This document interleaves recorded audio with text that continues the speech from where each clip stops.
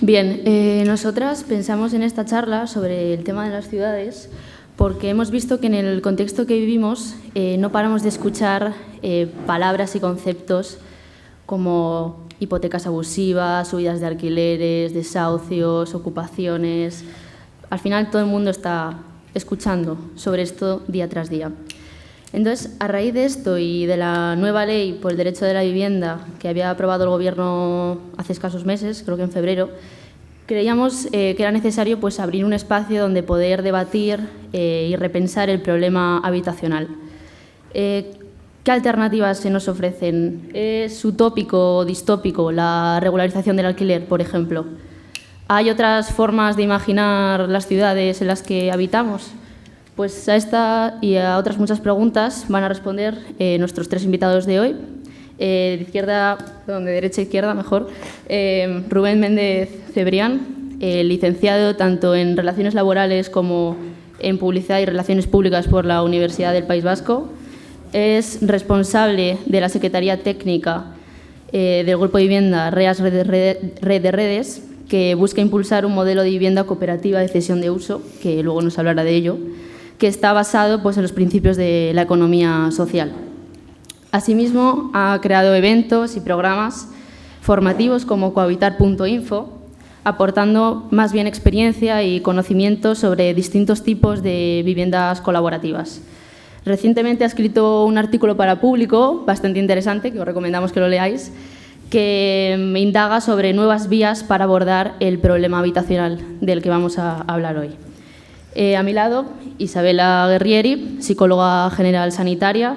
Se formó en la Universidad de Padua y en la Universidad de Barcelona como psicoterapeuta cognitivo-conductual.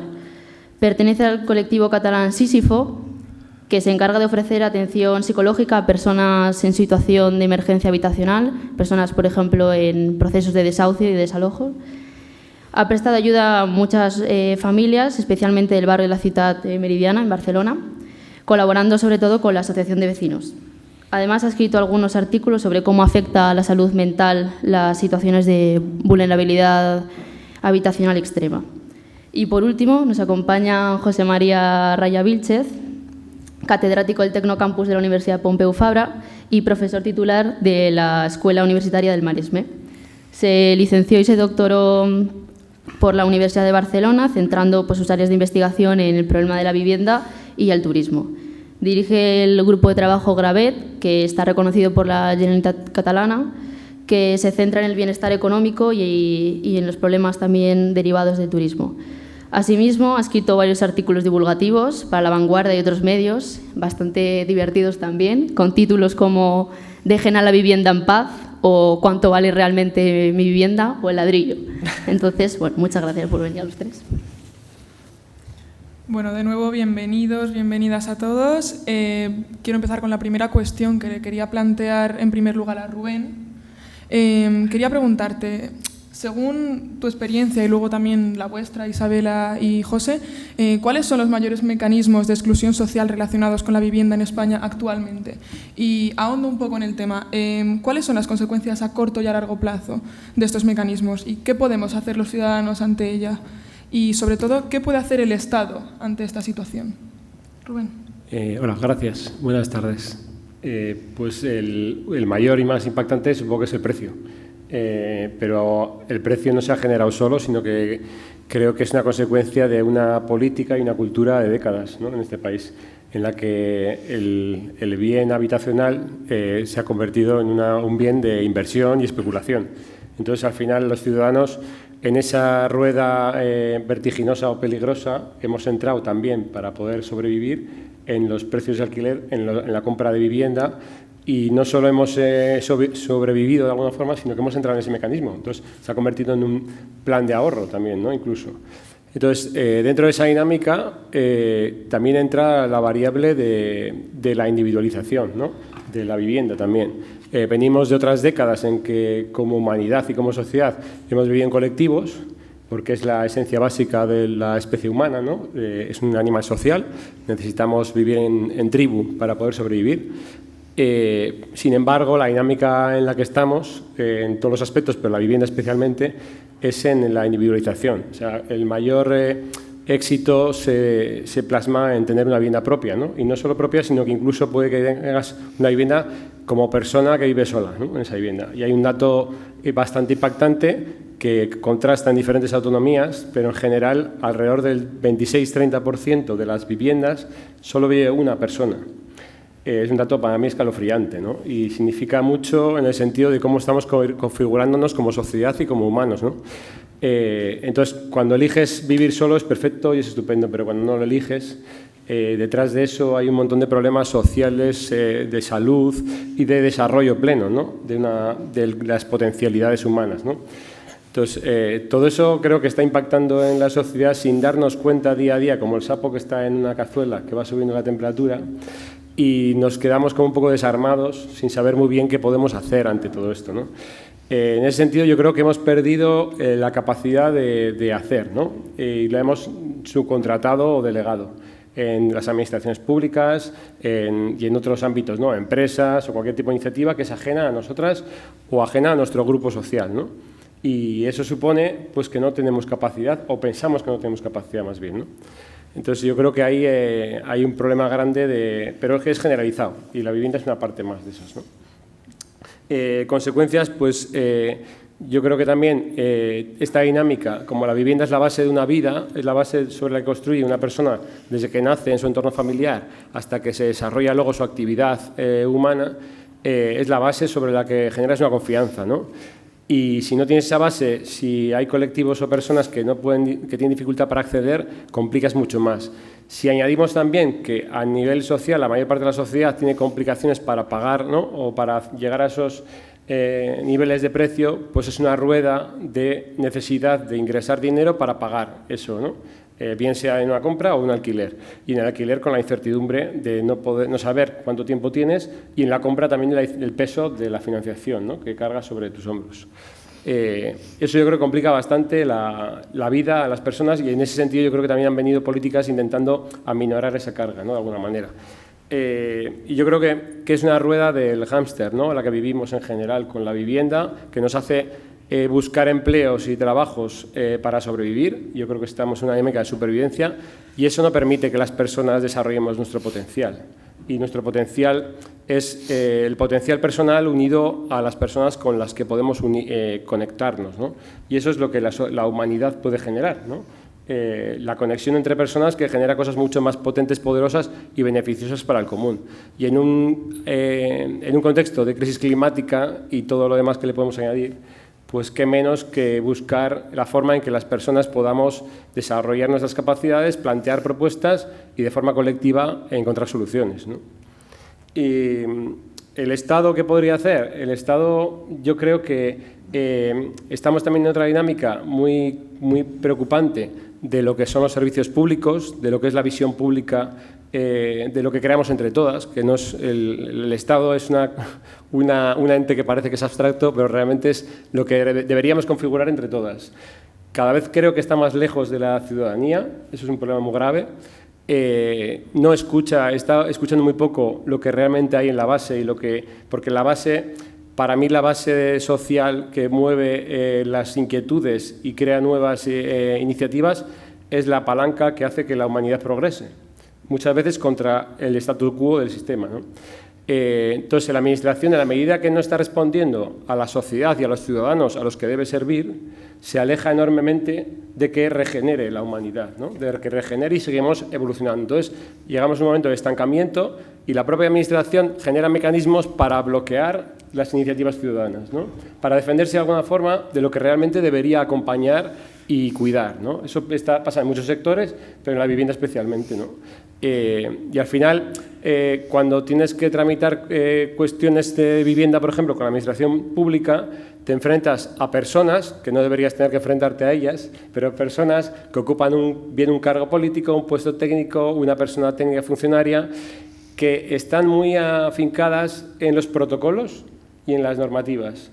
Cada vez las normas son más extensas, más cerradas, los protocolos también son muy exigentes y estrictos, y eso quita mucho aire, o vamos a ver, prácticamente reduce muchísimo las posibilidades del oxígeno que necesita la innovación y la reinvención. Entonces, en la medida que una persona que es funcionaria ha vivido una cultura del error, del castigo del error, de la responsabilidad, lo que hace es huir de la responsabilidad y de la asunción de esa responsabilidad para acompañar procesos de innovación, ¿no?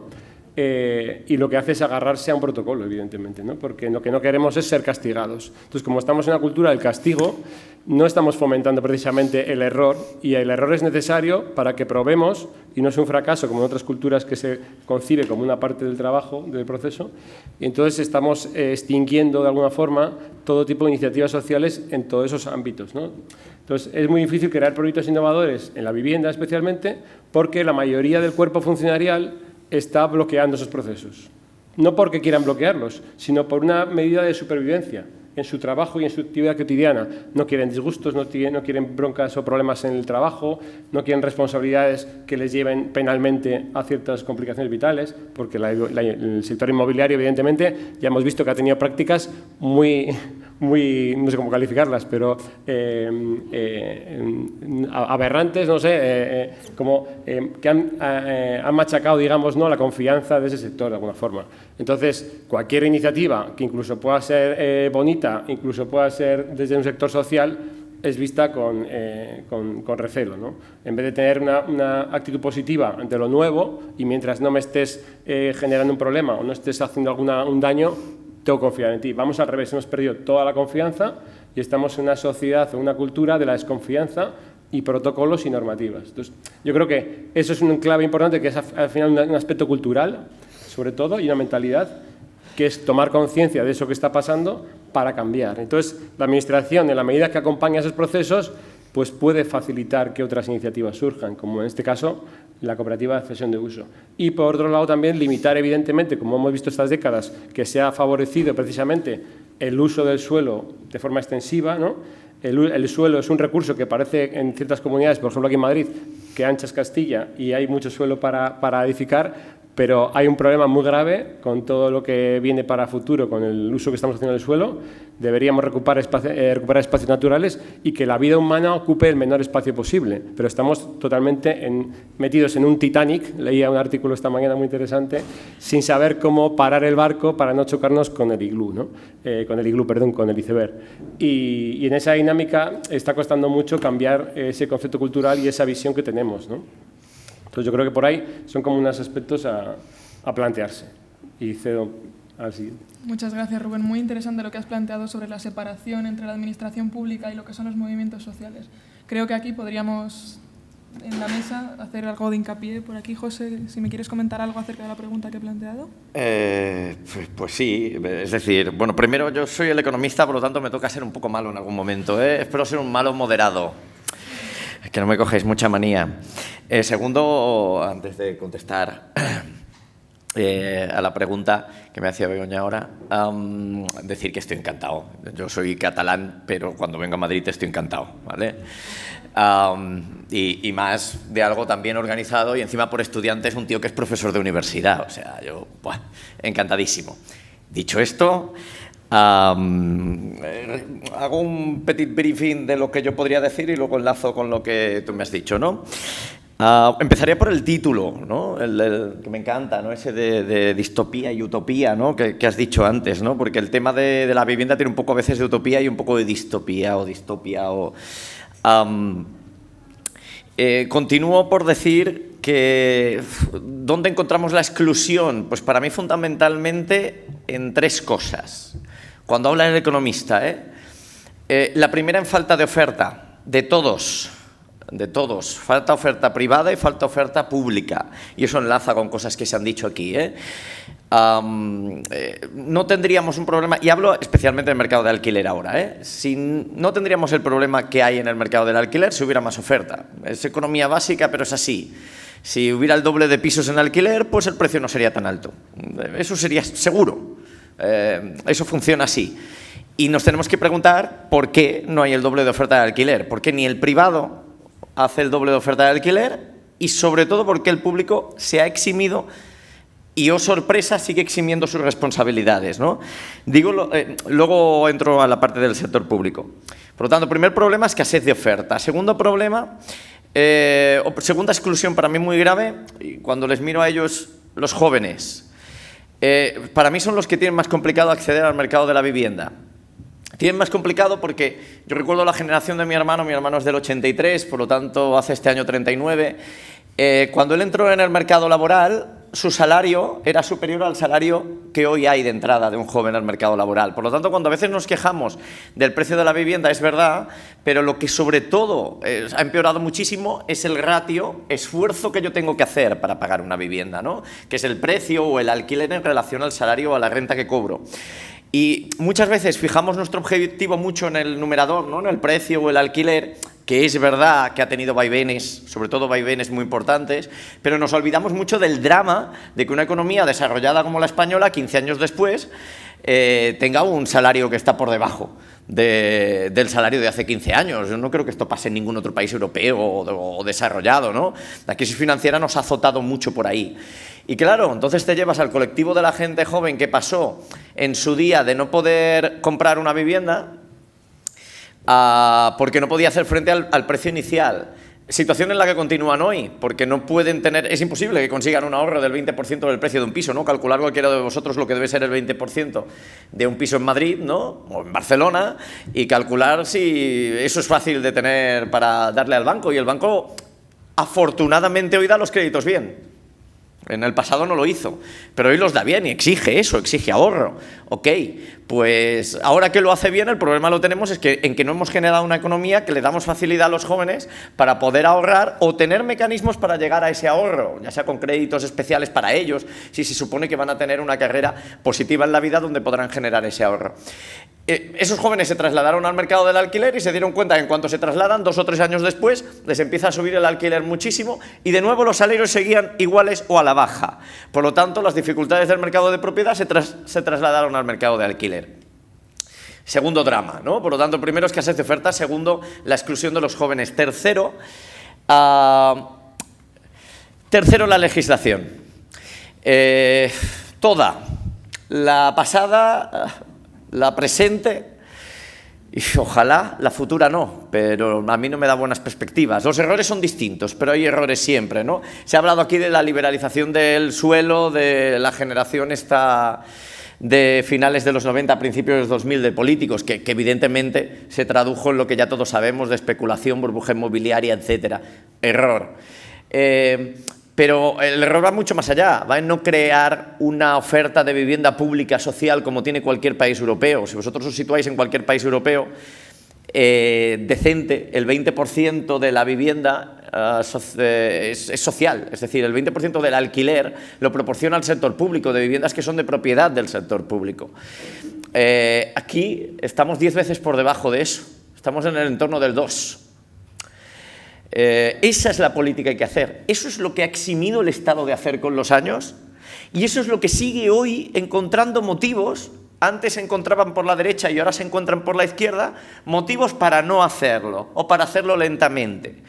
Y el rent control, y aquí tendremos luego el control de alquileres, es otra manera de eximir tu responsabilidad, distinta. Está la manera de eximir la responsabilidad de la derecha y la de la izquierda, ¿no? La de la izquierda es, le traslado el problema al sector privado, que el sector privado se encargue, no puede estar subiendo precios, ¿no? El problema es de ellos, no, perdón, el problema no es de ellos no tienen que hacer un 20% de vivienda social, que es lo que necesitas, lo tiene que hacer el sector público. Y luego podemos hablar mucho del reencontrol, del control de alquileres, pero no quiero hacer más spoilers. Y por lo tanto, ciudadanos y sector público, ¿qué pueden hacer? Pues los ciudadanos, en relación a lo que me preguntabais aquí, lo que me preguntaba Begoña, el ciudadano lo que debe de hacer es asumir su capacidad de protesta, por lo tanto los movimientos sociales, y tener esas iniciativas que se hablaban al fondo, o colaborar en esas iniciativas como la que luego escucharéis, que aquí os la tiene que explicar el experto, yo no, donde es una iniciativa bastante ciudadana, la cooperativa por uso, ¿no? El cohousing. Y en el fondo está cubriendo lo que no hace el sector público, ¿no? Pues tratar de, con todos los impedimentos que se han comentado y que se dirán, pues tratar de generar iniciativas como esta que ayudan a solucionar el problema. Evidentemente solos no podrán los ciudadanos, pero pero sí que con la compañía de un sector público que poco a poco se vaya orientando un poquito mejor, pues acabaremos, nunca a corto plazo, pero sí a medio plazo, pues teniendo un mercado de la vivienda que sea mucho mejor y unas ciudades mucho mejor de lo que son ahora. No sé si he contestado, pero me emociono mucho, ya seguiremos, ¿vale? Muchas gracias, José. Sí, has contestado perfectamente. No sé si opináis lo mismo, pero voy a dar el paso a Isabela para que me conteste a esta pregunta de los mecanismos de exclusión social. Cuéntanos, Isabela. Bueno, buenas tardes. Yo os daré un poco mi visión, porque al ser psicóloga general sanitaria y clínica, evidentemente tengo una visión un poco distinta. Al trabajar en el colectivo Sísifo, mi trabajo es de psicóloga comunitaria y clínica y de campo, digamos.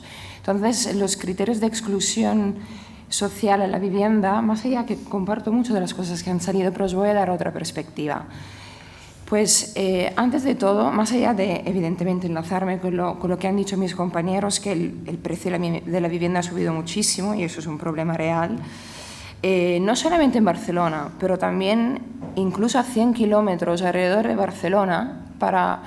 Hablo de Barcelona porque es la ciudad donde vivo y quizás no es tan diferente de Madrid a la situación.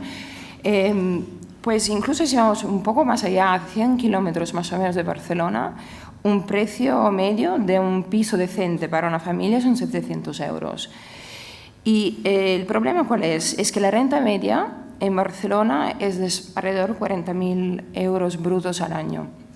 En un barrio como Ciutat Meridiana, Torre Baró, que son barrios muy complejos, la renta media es de 10.000 euros brutos al año.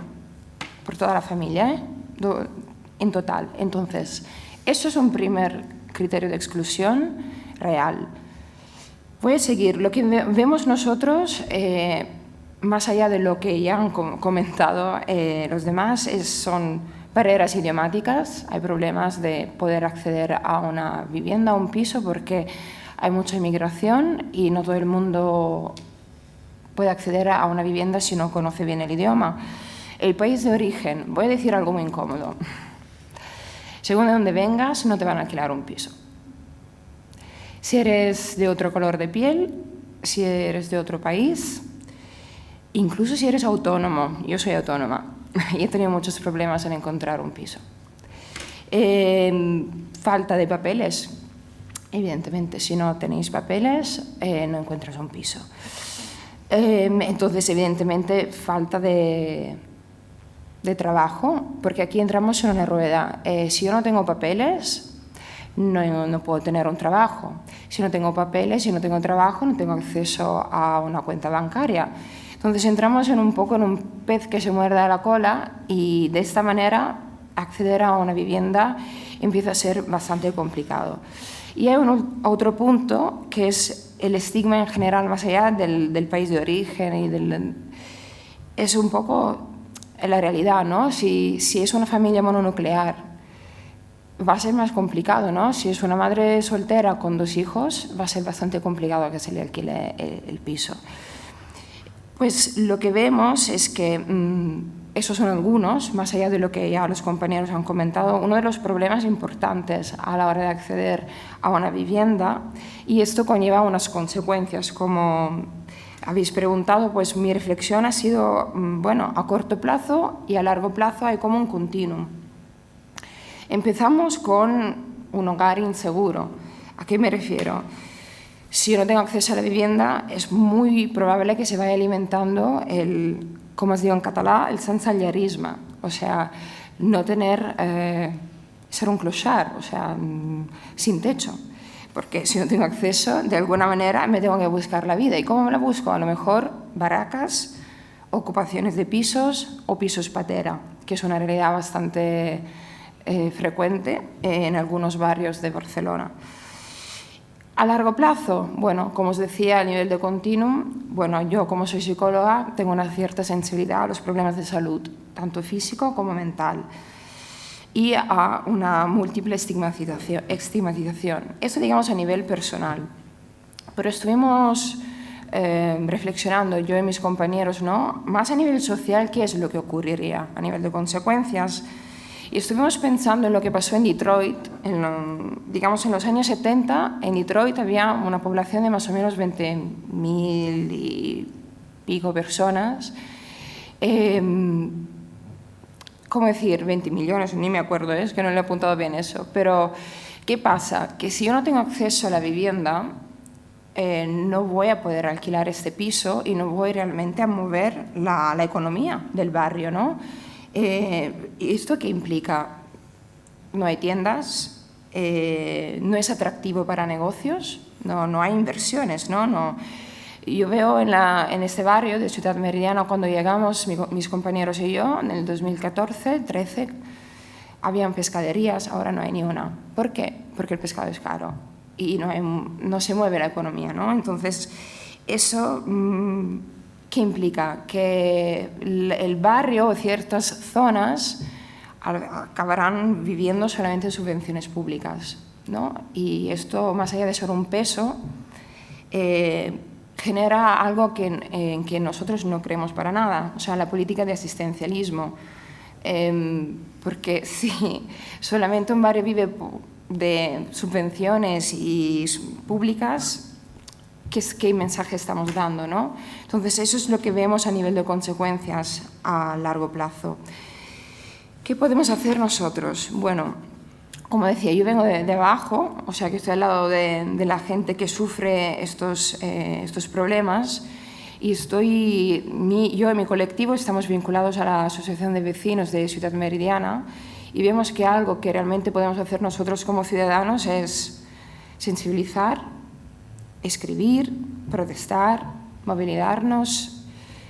Eso es lo que nosotros vemos como una fuente, y hablar, propiciar un diálogo, porque cuanto más diálogo con el Estado, ¿no? Porque, como decía el compañero, hay una brecha muy grande, ¿no? Entre lo que es la población y el Estado.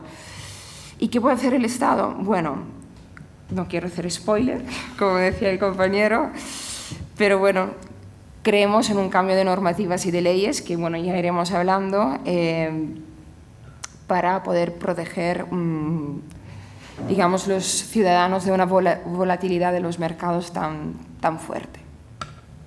Espero haber contestado. Muchas gracias. Bueno, hemos hablado de los mecanismos de exclusión y bueno, habéis comentado que uno de estos fallos es la legislación. Entonces, os queríamos preguntar qué pensáis, si ha habido algún tipo de ley que haya podido ser útil, o sea, que haya podido ser buena para estar un poco más cerca de la idea de vivienda digna. Y os queríamos preguntar por qué, si es que existe o ha existido alguna ley acerca de esto, y por qué creéis también que ha surgido la necesidad de crear más leyes en estos últimos años. Si quiere empezar. Yo. ¿Tenéis algo previsto para cenar esta noche? Porque sobre esto podríamos estar días. Sintetizando mucho. Cosas que dice la economía que funcionan y cosas que dice la economía que no funcionan. Y por lo tanto, cosas que se han hecho y no funcionan, y cosas que no se han hecho y funcionan, ¿no? Por ejemplo, cosas que se han hecho o están en la ley nueva de vivienda, por lo tanto, teóricamente se van a hacer. Cualquier cosa que haga que haya más oferta. Fijaos, y utilizo un comentario de Isabela, que estoy muy de acuerdo con la realidad que ha dicho, para que veáis. ¿Discriminaríamos a alguien si no hubiera exceso de demanda? Si el propietario no tuviera a 10 dispuestos a alquilarle cada piso, ¿le discriminaría? No, lo cogería porque es el que tiene. Por lo tanto, lo primero que se necesita en ese mercado es mucha oferta. Y así, colateralmente, ¿veis la emoción? Colateralmente solucionaríamos problemas de calado social muy importantes, como los que nos estaba comentando. Yo tengo un paper científico que demuestra que hay discriminación en contra de determinadas nacionalidades en el mercado del alquiler, pero para no irme más. Cosas que funcionan, todo lo que hace aumentar la oferta. ¿Porque incentivas a la oferta o porque haces aflorar cosas? Cualquier cosa que elimine viviendas vacías. Eso se puede hacer por la vía de incentivar, sacar tú la vivienda al mercado, por ejemplo, con incentivos fiscales al propietario, o por la vía de castigar al que lo tiene vacío, como por ejemplo aumentar el IBI o introducir un impuesto a las viviendas vacías. Las dos cosas están en la nueva legislación y no creo que tengan un efecto muy brutal, pero el efecto que tiene es positivo, aunque sea pequeño, y todo lo que sean pasitos a favor vienen bien. Por lo tanto, todo lo que sea incentivos a aumentar la oferta, en este caso privada. Obvio, cosas buenas también, incentivos a aumentar la vivienda pública social. Si el Estado considera que no tiene recursos, que yo creo que se pueden sacar, porque todo al final es un tema de prioridades, pero imaginemos que es verdad que no hay recursos, como mínimo, eso que aparece ya en la ley, de obligar a que haya un porcentaje de cada nueva promoción que vaya a vivienda pública social, es una buena idea. De hecho, lo único malo de la ley es que, si no tengo mal entendido, dice que el 50% tienen que ser en alquiler. No, el 50% no. Hoy el drama que tenemos es ese. Si no os digo el 100, os digo el 90%. La vivienda en propiedad social, todos sabemos que históricamente ha tenido algún problema. A veces se ha sorteado con malos criterios, se ha otorgado a gente que no la necesitaba. Cuando es con el alquiler, este tipo de cosas te las evitas. Con lo cual, que el 90% de las viviendas que se hagan sociales sean en alquiler, y que de cada nueva promoción al menos el 30% se haga en vivienda de alquiler social. ¿Qué implica eso? Me voy a la tercera cosa. Implica colaboración público-privada. De esto no sale solo el sector público, no sale solo el sector privado, esto solo salimos juntos. Ahora se habla mucho de esa colaboración público-privada. Pues no es que se hable, es que es la única solución. Si nosotros buscamos en el espejo los países que funcionan bien en el mercado de la vivienda, es porque llevan muchos años colaborando el sector público y el sector privado. Se necesitan los dos, no hay un malo aquí. Hay a veces esa tentación de pensar que el sector privado es el malo de la película. No, dejadme llevarlo al absurdo y al ridículo y al extremo. Si no hay propietarios, no hay mercado de alquiler. Y si no hay mercado del alquiler, tenemos un problema gravísimo. Porque lo primero que se necesita, repito, es oferta. Por lo tanto, al sector público lo necesitamos, al sector privado también. Necesitamos que vayan de la mano. Una manera de ir de la mano es cada nueva promoción, 70% para ti, sector privado, que tú tienes que hacer un negocio. Pero el otro 30% lo quiero yo, Estado, porque tengo un problema social. Tengo a gente que no me puede pagar 700 euros por un alquiler y le tengo que proveer de algo. Más cosas que pueden funcionar. Os he dicho antes que tenemos un problema con el joven, ¿no? El bono joven puede ayudar. ¿Por qué puede ayudar? Dar dinero al alquiler no funciona. Ahora os explico por qué. Dar una ayuda a todo el mundo universal no funciona. Esto lo hizo Zapatero en el, no sé, 2008 o 2009, ¿no? En su primer gobierno, me parece, que dio una ayuda a todo el mundo. Claro, ¿qué ocurre? Cuando todo el mundo sabe, todo propietario sabe que todo el mundo tiene ayuda, ¿qué le hace? Subir el precio. La ayuda se traslada a precios, por lo tanto no hemos conseguido nada. Yo tengo un amigo en León que un piso que valía el alquiler, y sí, es León, que es otra realidad, y estamos hablando de 2008-2009, 100 euros al mes en León Capital, en aquel momento. Como la ayuda era de 240, el propietario le puso 240 y los 140 restantes se lo dividieron entre los dos. Este tipo de cosas pasan cuando se hace mal una ley. Las leyes hay que pensarlas mucho, los incentivos hay que pensarlos mucho. Cuando se hace un incentivo así, pero solo a un colectivo, ya es más difícil esto.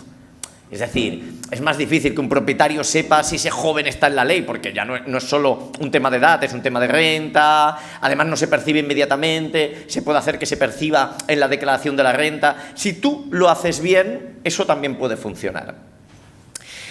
Bueno, pues todo esto como cosas que funcionan. ¿Qué no funciona? Pues hemos dicho algunas, ¿no? Liberalización de suelos, y me dejo la limitación de alquileres porque sé que saldrá y por lo tanto me la guardo. Gracias. Isabela, si quieres tú comentar si te parece alguna ley que sea útil. Bueno, yo no soy experta en leyes, pero bueno, sí que sabemos que pues han habido varios intentos, ¿no? Entonces, en diciembre de 2019, la Generalitat de Cataluña aprobó un decreto ley, el 17/2019. O sea, ¿qué decía este decreto? Pues un gran propietario que un gran propietario, o sea, que tiene más de 10 propiedades, no podría desahuciar a nadie que fuera un locatario o que estuviera pagando una hipoteca o que hubiese ocupado un piso sin antes haberle ofrecido un alquiler social, siempre que los afectados pudieran demostrar su vulnerabilidad. Vale. El decreto ley ese, digamos que daba un poco continuidad a la ley 24/2015 contra la emergencia habitacional. Pero, pues, los jueces de la Audiencia Provincial de Barcelona, pues, tumbaron ese decreto. Hubo otro intento reciente. ¿Qué pasa? Que hay siempre intentos, se intenta, pero ¿qué ocurre? Se tumban porque en principio no hay... Bueno, los juzgados dicen que no podrían realmente aplicar ese decreto porque es de competencia del gobierno del Estado. Y esto yo no lo cuestiono, ¿no? Pero a mí me pareció una buena ley. Y en finales de febrero, así, inicio de marzo, creo que la Generalidad ha vuelto a rescatar esta ley. Ahora, a nivel de discusiones políticas, yo ya me pierdo un poco, pero sí que me quiero centrar en la importancia de esta ley, ¿no? Dice una cosa importante: siempre y cuando se puede demostrar su vulnerabilidad, ¿no? La familia. Entonces, yo creo que ahí tenemos que empezar. ¿Hay vulnerabilidad? ¿Qué tipo de vulnerabilidad? ¿Qué criterios hay para establecer una vulnerabilidad? Estamos hablando de grandes propietarios. Jamás yo creo que se tendría que contemplar esta ley ante un particular que tiene solamente, yo qué sé, 1 o 2 pisos. O sea, estamos hablando de fondos de inversiones, de fondos buitres. Estamos hablando de eso, ¿no? Hacia ahí ir. Y estamos hablando de que... hay que encontrar una solución, y creo que está intentando preservar el derecho a la vivienda, ¿no? O sea, lo que queremos es que se preserve el derecho de la vivienda como no como un bien la vivienda no como un bien de capital, sino un derecho humano. Otra es, bueno, como ya ha mencionado varias veces José, pues regular los alquileres. Pues eso es otra propuesta que vino del Ayuntamiento de Barcelona. Ya sabéis que en el Ayuntamiento de Barcelona la alcaldesa es Ada Colau, que ha sido bastante activista y sensible a estos temas. Pues eso también ha sido rechazada por el Tribunal Superior, esta propuesta. Entonces, no sé qué inconvenientes hay en regular un poco los alquileres, ¿no? Teniendo en cuenta que no hay quizás tanta oferta, que esto quizás podría ser una solución, pero vemos que esas son propuestas que podrían ir bien. ¿Y por qué? Porque existe una vulnerabilidad y hay que hacer algo para luchar la especulación, porque es una realidad. O sea, hablar de gentrificación, creo que todo el mundo hoy en día ya sabes qué es la gentrificación. Aquí en Madrid, bueno, yo vine aquí hace muchos años y el Lavapiés era un barrio casi que nadie quería estar. En cambio ahora es el barrio hipster, súper guay, donde todo el mundo quiere vivir. Y es precioso, a mí me encanta Lavapiés. Pero ¿qué ha ocurrido? Ha ocurrido una gentrificación, ¿no? Y eso ha pasado en Barcelona y ha pasado en grandes ciudades. Entonces algo hay que hacer para preservar ese derecho, ¿no? Yo simplemente quiero decir que, daros algún dato. El aumento en el precio de alquiler es una realidad, pero también han aumentado los desahucios. Los desahucios se han disparado un 57% en el 2021. Estamos hablando de la cifra más alta en los últimos 5 años, por un total de 11.947 desahucios solamente en el 2021. Entonces, bueno, mirando un poco una encuesta del INE, mirando un poco el estado de pobreza, vemos que 4 de cada 10 personas están en situación de exclusión social por su inestabilidad laboral y por sus ingresos. Por tanto, eso implica que hay un riesgo de pobreza del 21% en la población española. Entonces, si yo antes he dicho que un precio de alquiler, era de medio de 700 euros en el barrio de Ciutat Meridiana, que es el barrio más complicado. Si vamos a otros barrios de Barcelona, esto sube a entre 950 euros a 1.000 euros. Entonces, si hay un riesgo de pobreza del 21%, ¿cómo puede una persona, ¿no?, acceder a ese tipo de alquiler? Entonces, bueno, creo que estas propuestas han sido buenas. Yo no soy la experta máxima, quizás se puede ser perfeccionada. Y estamos, vemos, ¿no?, qué más opciones hay, pero sí que hay que hacer algo. Rubén, si quieres tú comentarnos. Bien, gracias. Sí, yo una clave que quería introducir es que tenemos la visión de que tenemos el derecho a la vivienda, pero no tenemos el derecho a ser propietarios de una vivienda. Lo que tenemos es el derecho de usar una vivienda. Entonces, la propuesta que emerge en estos momentos es ¿por qué no abogamos por el derecho de uso de una vivienda? Entonces, desde esa visión, el Estado no tiene que garantizar que las personas particulares incorporan a su capital o a su patrimonio un bien, sino que tienen acceso a disfrutar de ese bien. Que, como dice Josep, lo más interesante es que el propietario sea el Estado o, de alguna forma, como planteamos desde las cooperativas de cesión de uso, haya cooperativas que son propietarias y no los particulares propietarios. Entonces, en ese sentido, no entiendo todavía cómo a estas alturas todavía las administraciones públicas siguen haciendo vivienda en propiedad para particulares, subvencionadas con nuestro dinero. Eso no lo entiendo. En Euskadi ya se puso límite hace 2 décadas a esa dinámica, con mucho acierto, porque lo que pasa es que al final, cuando se libera esa vivienda, hay un golpe especulativo más grande todavía que el que teníamos, ¿no? Eso es una clave importantísima para mí. Todo el mercado que haga la administración pública tiene que ser no propietario, es decir, puede ser en alquiler o en cesión de uso, como veremos. Esa es una clave fundamental. Luego, otra clave que se ha aplicado con éxito en Euskadi es el incentivo a las viviendas vacías. Las estadísticas son muy grandes en el sentido de que los propietarios tienen miedo a que sus viviendas sean alquiladas de alguna forma por el deterioro, por los riesgos, por los impagos, pues se pueden ofrecer garantías, ¿no?, al propietario. Sobre todo pensado en propietarios particulares, que como sabemos hay un montón de familias que tienen propiedad de pisos y no la sacan al mercado por miedo. Pues podemos ejecutar. En Euskadi está funcionando con mucho éxito, hay miles de viviendas en el mercado aflorando, digamos, y funciona bastante bien porque son medidas que suman al final, ¿no?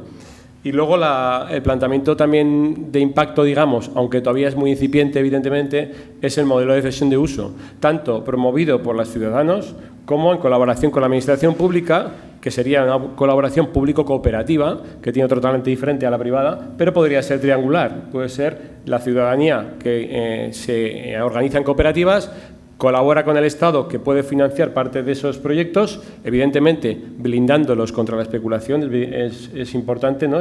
Estos proyectos, la dinámica de estos proyectos, que indagaré un poquito más adelante, es que son proyectos en los que tú no eres propietario, pero tienes derecho a vivir toda la vida. Y evidentemente ahí esas personas, por sus condiciones vitales, pueden cambiar de esa vivienda, digamos, ir a otra vivienda o espacio, y entrar otras personas. Quiere decir que no estamos fomentando viviendas para particulares, sino que estamos fomentando equipamientos de vivienda cooperativos. En la medida en que el Estado participa de esos proyectos, financiándolos, subvencionándolos para acceso para personas con diferentes rentas y situaciones, jóvenes, mayores, todo tipo de edades, pues es mucho más fácil el acceso. Y encima blindaríamos el modelo para que no se liberara al mercado, que eso pasó en Dinamarca hace varias décadas, ¿no? Eso es importantísimo, yo creo. Entonces, en ese sentido, más cosas es que en las medidas de vivienda normalmente lo que suele pasar es que se polarizan mucho por nivel de renta.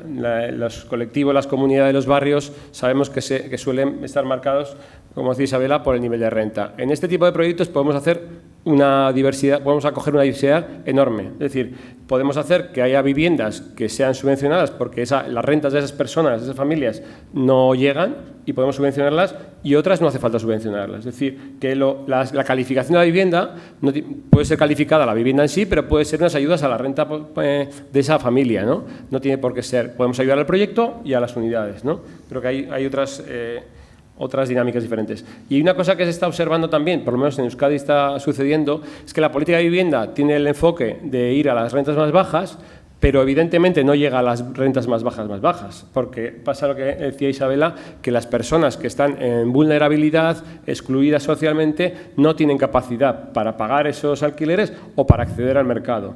Ahí hay ideas, por ejemplo, que yo traigo a poner sobre la mesa, como que la potencia colectiva, si nos organizáramos colectivamente, podríamos hacer frente a esas garantías que hacen falta. Es decir, yo si soy una persona migrante, evidentemente yo misma no puedo hacer frente a esas exigencias o garantías que me pide el propietario o el Estado en su caso, ¿no? Pero si me organizo colectivamente, evidentemente con apoyo, podemos tener esas garantías de forma colectiva como quien contrata un seguro, pero es un seguro colectivo que ejerce la ciudadanía, ¿no? Es una idea importante que puede facilitar, sacar la exclusión social y convertirla en capacidad colectiva, ¿no? Es decir, creo que estamos muy desempoderados, como decía antes, y no encontramos las herramientas, ¿no? Y en el sector social y solidario yo creo que se pueden también acompañar ese tipo de dinámicas, ¿no?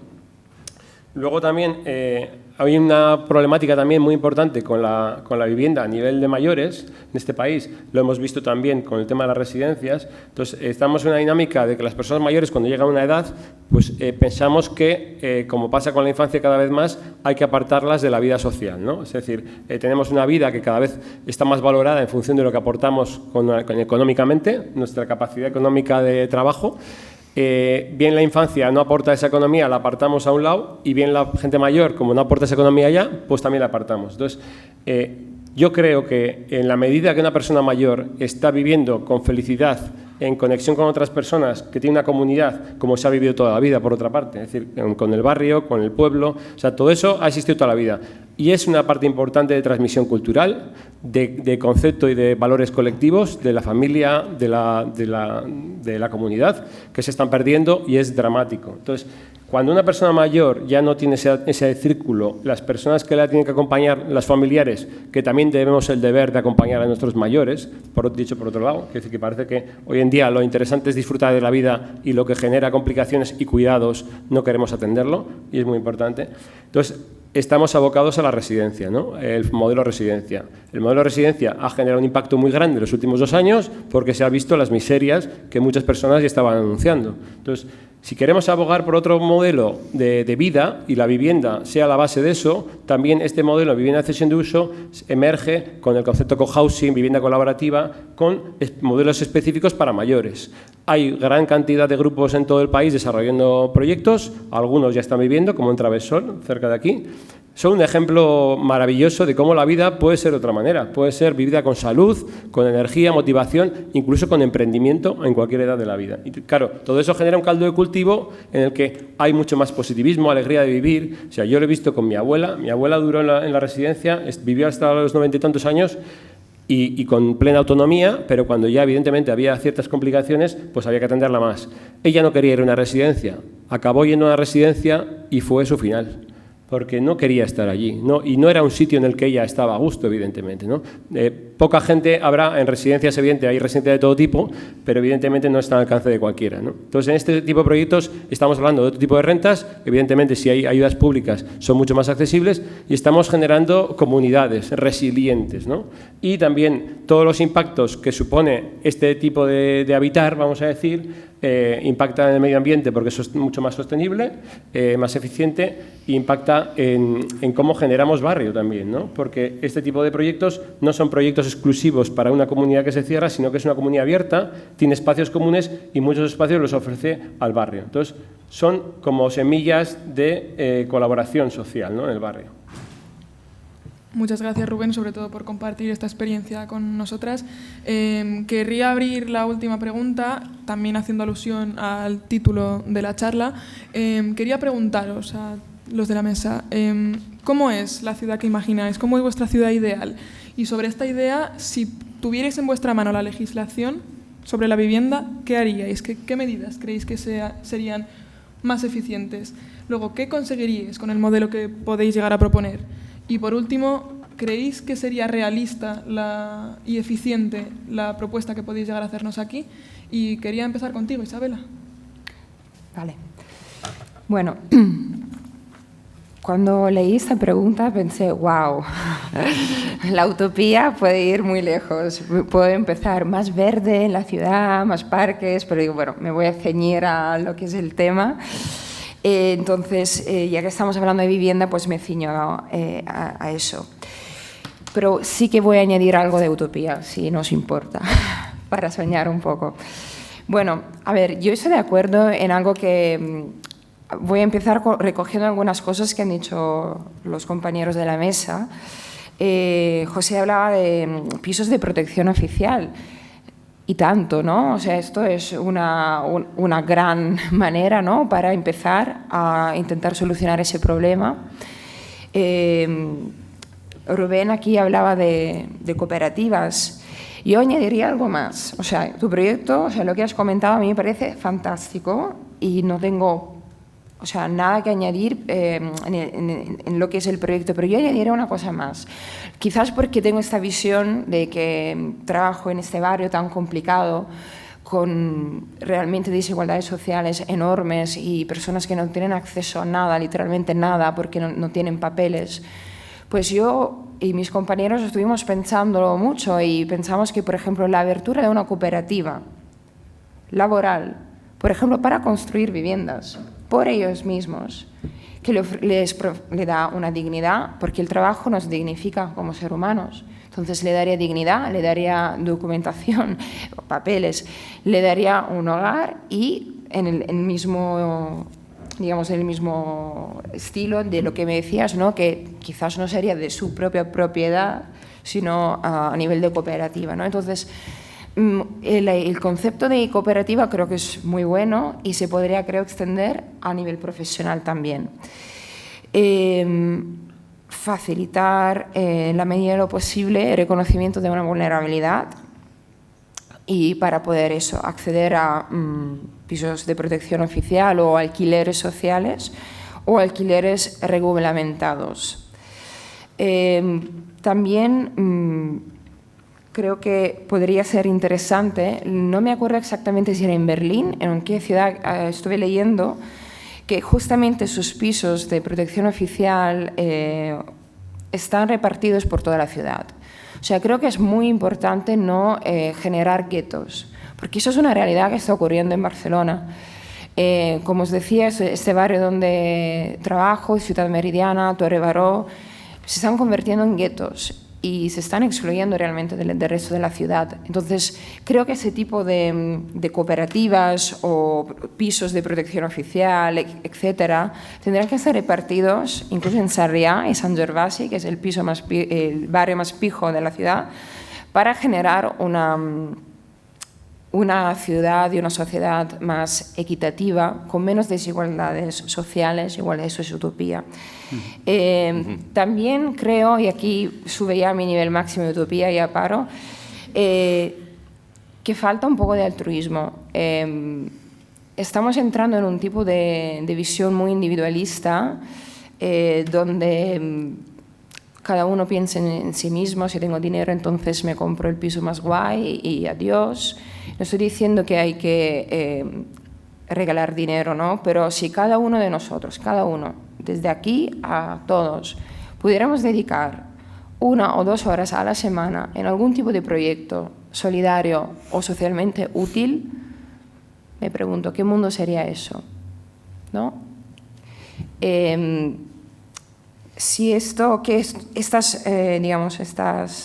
propuestas que generarían, bueno, menos desigualdad social y, como soy muy sensible, también más bienestar físico y sobre todo psicológico. No podéis imaginar las consecuencias psicológicas de las personas que viven en una situación de emergencia habitacional. Yo esto es lo que puedo aportar aquí al ser psicóloga. Y hay un aumento brutal de niveles de riesgo suicida. Incluso en los días de desahucio hay personas que han intentado quitarse la vida, más allá de los trastornos de depresión, ansiedad y todo lo que conlleva. Quizás eso no se está teniendo en cuenta, porque cuando hablamos de vivienda, realmente es un derecho, no es un bien de capital, porque esto genera la falta de una vivienda, unas consecuencias brutales. Entonces, me preguntabais también, ¿no? Si esto podría ser factible, ¿no? Vale, pues os voy a comentar alguna cosa porque creo que sí. Primer punto, el gasto anual del Ayuntamiento de Barcelona en contratar servicios de viviendas alternativos, pensiones, albergues, o sea, cuando una persona viene desahuciada le dice, no, pero no, tranquilos, nosotros os damos una pensión, nada, que no puede durar al infinito, evidentemente. El gasto anual del Ayuntamiento de Barcelona en pensiones es de 15 millones de euros, tal cual. Pagados a la compañía de viaje BDC Travel, por si lo queréis saber. En el 2019, 1.800 personas han recurrido a ese tipo de servicio, por una media de 170 días. Eso es más de medio año. Pues parece que 15 millones de euros es un coste que las administraciones públicas están dispuestas a asumir para no cambiar nada, ¿no? Entonces me pregunto, ¿no? Con 15 millones de euros, ¿cuántos pisos podemos construir? Segundo, el mayor tenedor de pisos actualmente es la Sareb. La Sareb es pública. Y con eso os dejo hacer vuestras conclusiones. Otro punto, volviendo a hablar de utopías, normalmente estas grandes empresas tienen esta política de responsabilidad social, ¿no? Se llama responsabilidad social corporativa. Muchas veces hacen proyectos para ayudar a la gente. Pues es muy interesante cómo la Caixa o BBVA o grandes bancos tienen esa contradicción interna, ¿no? Echan a la gente, pero también los ayudan con proyectos, ¿no? Como la Caixa os ayuda en eso, en otro hay alguna fundación que ellos hacen, ¿no? Entonces sería interesante, no para criticarlos, aunque me parezca una contradicción, si realmente quieren tener una responsabilidad social corporativa, pues hacer algún tipo de proyecto que realmente pueda ofrecer ese tipo de derecho. Y por último, el derecho a la vivienda es un derecho que también el ONU, no lo digo yo, sino las Naciones Unidas, ¿no? lo reclaman, pero reclamar, digamos, vulnerar el derecho a la vivienda, que es un derecho fundamental, implica vulnerar también otros tipos de derechos fundamentales. Y me refiero al derecho a la salud física y psicológica, el derecho fundamental a tener una infancia y una vida digna. Gracias, Isabela. Continúo con la misma pregunta. ¿Cuál sería vuestra ciudad imaginada? Con Rubén. Mi ciudad imaginada sería una ciudad colectiva, ¿no? En la que las personas están conectadas entre sí, crean barrios cohesionados, tienen espacios para poder crear actividades. Una cuestión que se ve cada vez más flagrante es que no hay espacios para reunirse, no hay espacios para crear actividades, o sea, cada vez estamos más individualizados. Entonces, cualquier cosa que se nos ocurra tenemos que buscar una cafetería porque no hay más espacios, ¿no? Es difícil crear un evento, algo que se nos ocurra de forma colectiva y encontrar espacios fácilmente, ¿no? La mayoría es de pago o hay que recurrir a otro tipo de dinámicas. Entonces, si los edificios que construimos o las comunidades que generamos tienen en cuenta que tiene que haber espacios colectivos, eso ya es una ciudad muy diferente. Si en cada edificio de este mismo barrio donde estamos tuviese un espacio colectivo para crear este tipo de actividades, emergerían actividades de este tipo todos los días, ¿no? Eso dinamizaría mucho, cambiaría totalmente la salud social que tenemos, ¿no? Luego, la clave que nosotros proponemos, evidentemente, es crear proyectos cooperativos. Y entrando un poquito justo en materia, para concretar un poquito el modelo en este punto, salvándonos de la dependencia, que también decía Isabela, ¿no? Del vivir de subvenciones, nosotros creemos que es importante empoderarnos y crear proyectos cooperativos de la ciudadanía. Luego ya veremos cómo podemos conseguir que el Estado, lo común, financie porque son interesantes y porque aportan socialmente, ¿no? No simplemente porque a una persona le queremos ayudar. Entonces, la idea de este tipo de proyectos es que la propiedad es cooperativa, es colectiva, ¿no? No hay ánimo de lucro, por lo que evidentemente ya tenemos un ahorro importante sobre lo que podemos tener en el mercado. Estamos retirando vivienda del mercado, bien aunque si lo hacemos de forma particular, es decir, una cooperativa sin ningún tipo de ayuda, o lo hacemos con ayudas públicas o con una cesión de suelo por parte de la administración pública, En todos esos casos estamos retirando vivienda del mercado. Esa vivienda no va a estar en las fluctuaciones de valor ni de la compra ni del alquiler. Entonces es una clave importante porque en la medida todos los esfuerzos que hagamos para crear vivienda cooperativa en cesión de uso sin ánimo de lucro están incrementando un parque alternativo fuera del mercado, fuera de la bolsa especulativa de la vivienda. El capital social, el modelo que funciona de capital social con la vivienda cooperativa, normalmente suele ser del 20%. Una entidad financiera, en este caso mayoritariamente FIARE, banca ética, financia hasta el 80% de la operación. Entonces, el 20% es el capital que tienes que poner para poder entrar como socio, ¿no? Y el resto del 80% se paga mensualmente como un canon de uso para pagar esa hipoteca colectiva, ¿no? De alguna forma.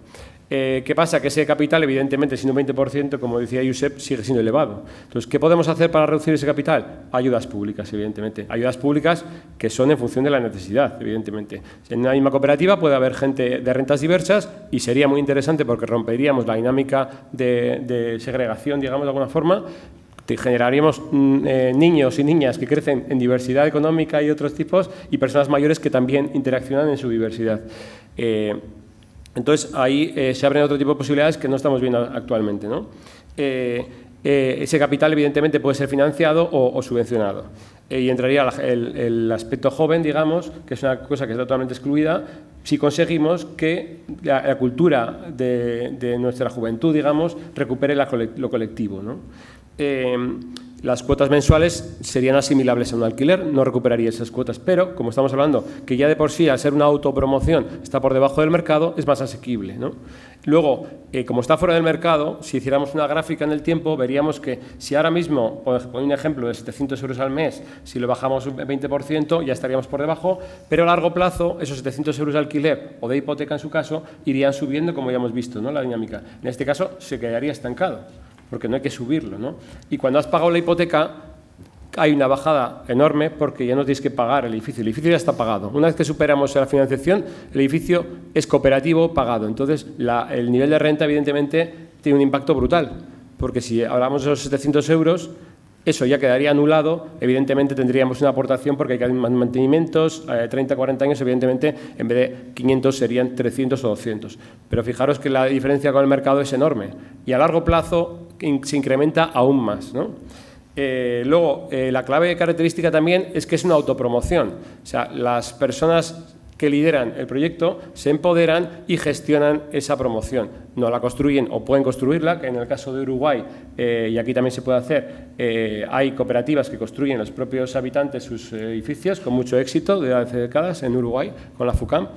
Y luego, todo ese proceso, que es un proceso que es colectivo, es un proceso grupal en el que se aprende muchísimo, os puedo recomendar ese aprendizaje, porque para mí ha sido un cambio vital enorme. Vuelves a aprender, quizás diríamos, a cómo relacionarte y cómo resolver problemas con los demás, que estamos perdiendo ese hábito. Hablábamos antes, ¿no?, de venir a la mesa, de en qué íbamos a coincidir o diverger, y me parece que cada vez me fascina más diverger con otras personas para buscar luego puntos de encuentro, ¿no? Que es bonito. Tenemos miedo a la divergencia, pero yo creo que es lo más valioso a nivel humano, ¿no? Luego, evidentemente, para conectar en la esencia, que nos une a todos, porque todos queremos hacer lo mismo realmente, ¿no?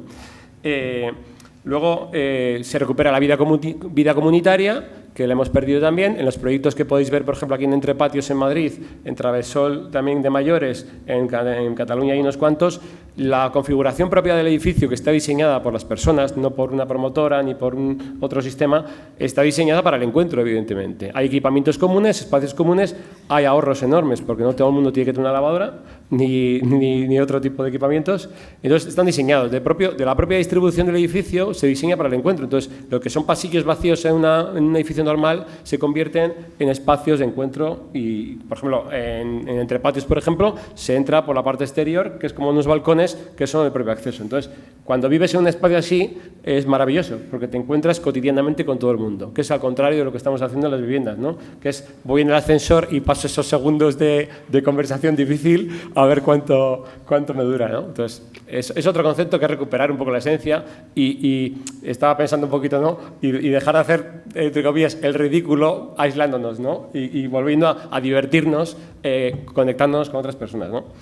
Luego son proyectos que abogan por una transparencia y apertura del entorno, como he comentado antes, pues una gestión democrática, participativa, que nos hace volver a recuperar la esencia de lo colectivo, de la tribu, de que la toma de decisiones. Me viene un poquito la imagen, ¿no?, de los indios, ¿no?, sentados que fíjate que hoy en día nos cuesta hacer eso, los indios lo han hecho toda la vida, las tribus, ¿no?, sentarse cada noche en comunidad a tomar las decisiones, a hacer una transmisión cultural de lo que pasa en esa comunidad.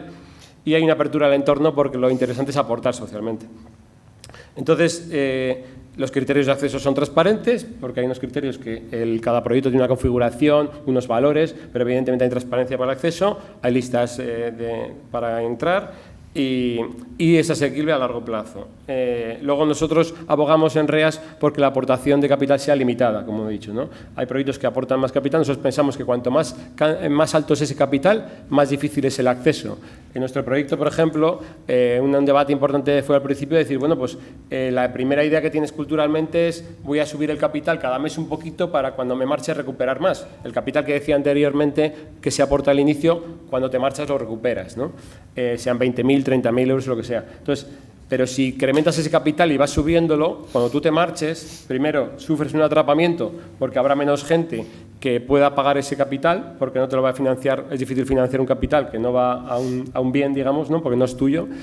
Y la accesibilidad de las personas va a ser más difícil. Entonces, eso en cualquier etapa de la vida y viendo cómo vienen los niveles de renta es una complicación importante y una complicación para la propia sostenibilidad de los proyectos. Entonces, nosotros abogamos porque la aportación de capital sea lo mínimo posible, ¿no? Y luego, pues, son proyectos vinculados al barrio, eficientes y sostenibles, porque además el otro día salía, bueno, Entre Patios, por ejemplo, ha recibido múltiples premios por el tipo de edificación sostenible, de impacto cero. La Borda el otro día justo ha sido premio Mies van der Rohe como proyecto por todo lo que supone ese cambio de configuración, ¿no?, de edificio. O sea, que son proyectos vanguardistas porque lo que se intenta es dar respuestas audaces a los retos que tenemos, ¿no?, en el habitar también, ¿no? Y luego la configuración también importante que tenemos es que la mayoría de proyectos que conozco, o casi todos diría, me voy a cubrir, que están apostando por el crecimiento del modelo. No solo quiero un hogar para mi tribu o para una tribu con la que creo coincidir en ciertas cosas, aunque no hay que por qué coincidir en todo, también lo adelanto, no hay que juntarse con unos amigos para hacer una comunidad, sino que hay que querer entenderse. Sino que quiero aportar a lo colectivo y a lo social, quiero que haya más proyectos de este tipo. Entonces, estamos intentando aprender juntas y también compartir este tipo de proyectos para que sembrar semillitas y que cada vez, cuanta más gente quiera, pues creemos que va a ser un barrio y una ciudad más preciosa, ¿no? Muchas gracias, Rubén. Bueno, Rubén hablaba justo sobre coincidir o no. José, ¿coincides o no coincides con tus compañeras de mesa acerca de esta ciudad que imaginan? Coincido en muchas cosas. De hecho, me he anotado aquí algunas palabras para empezar.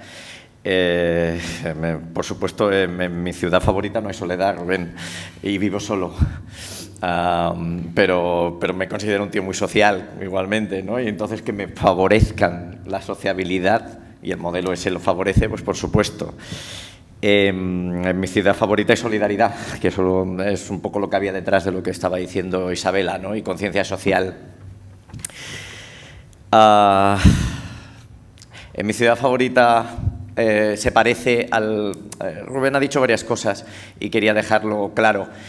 El modelo de vivienda posiblemente mejor español es el de Euskadi.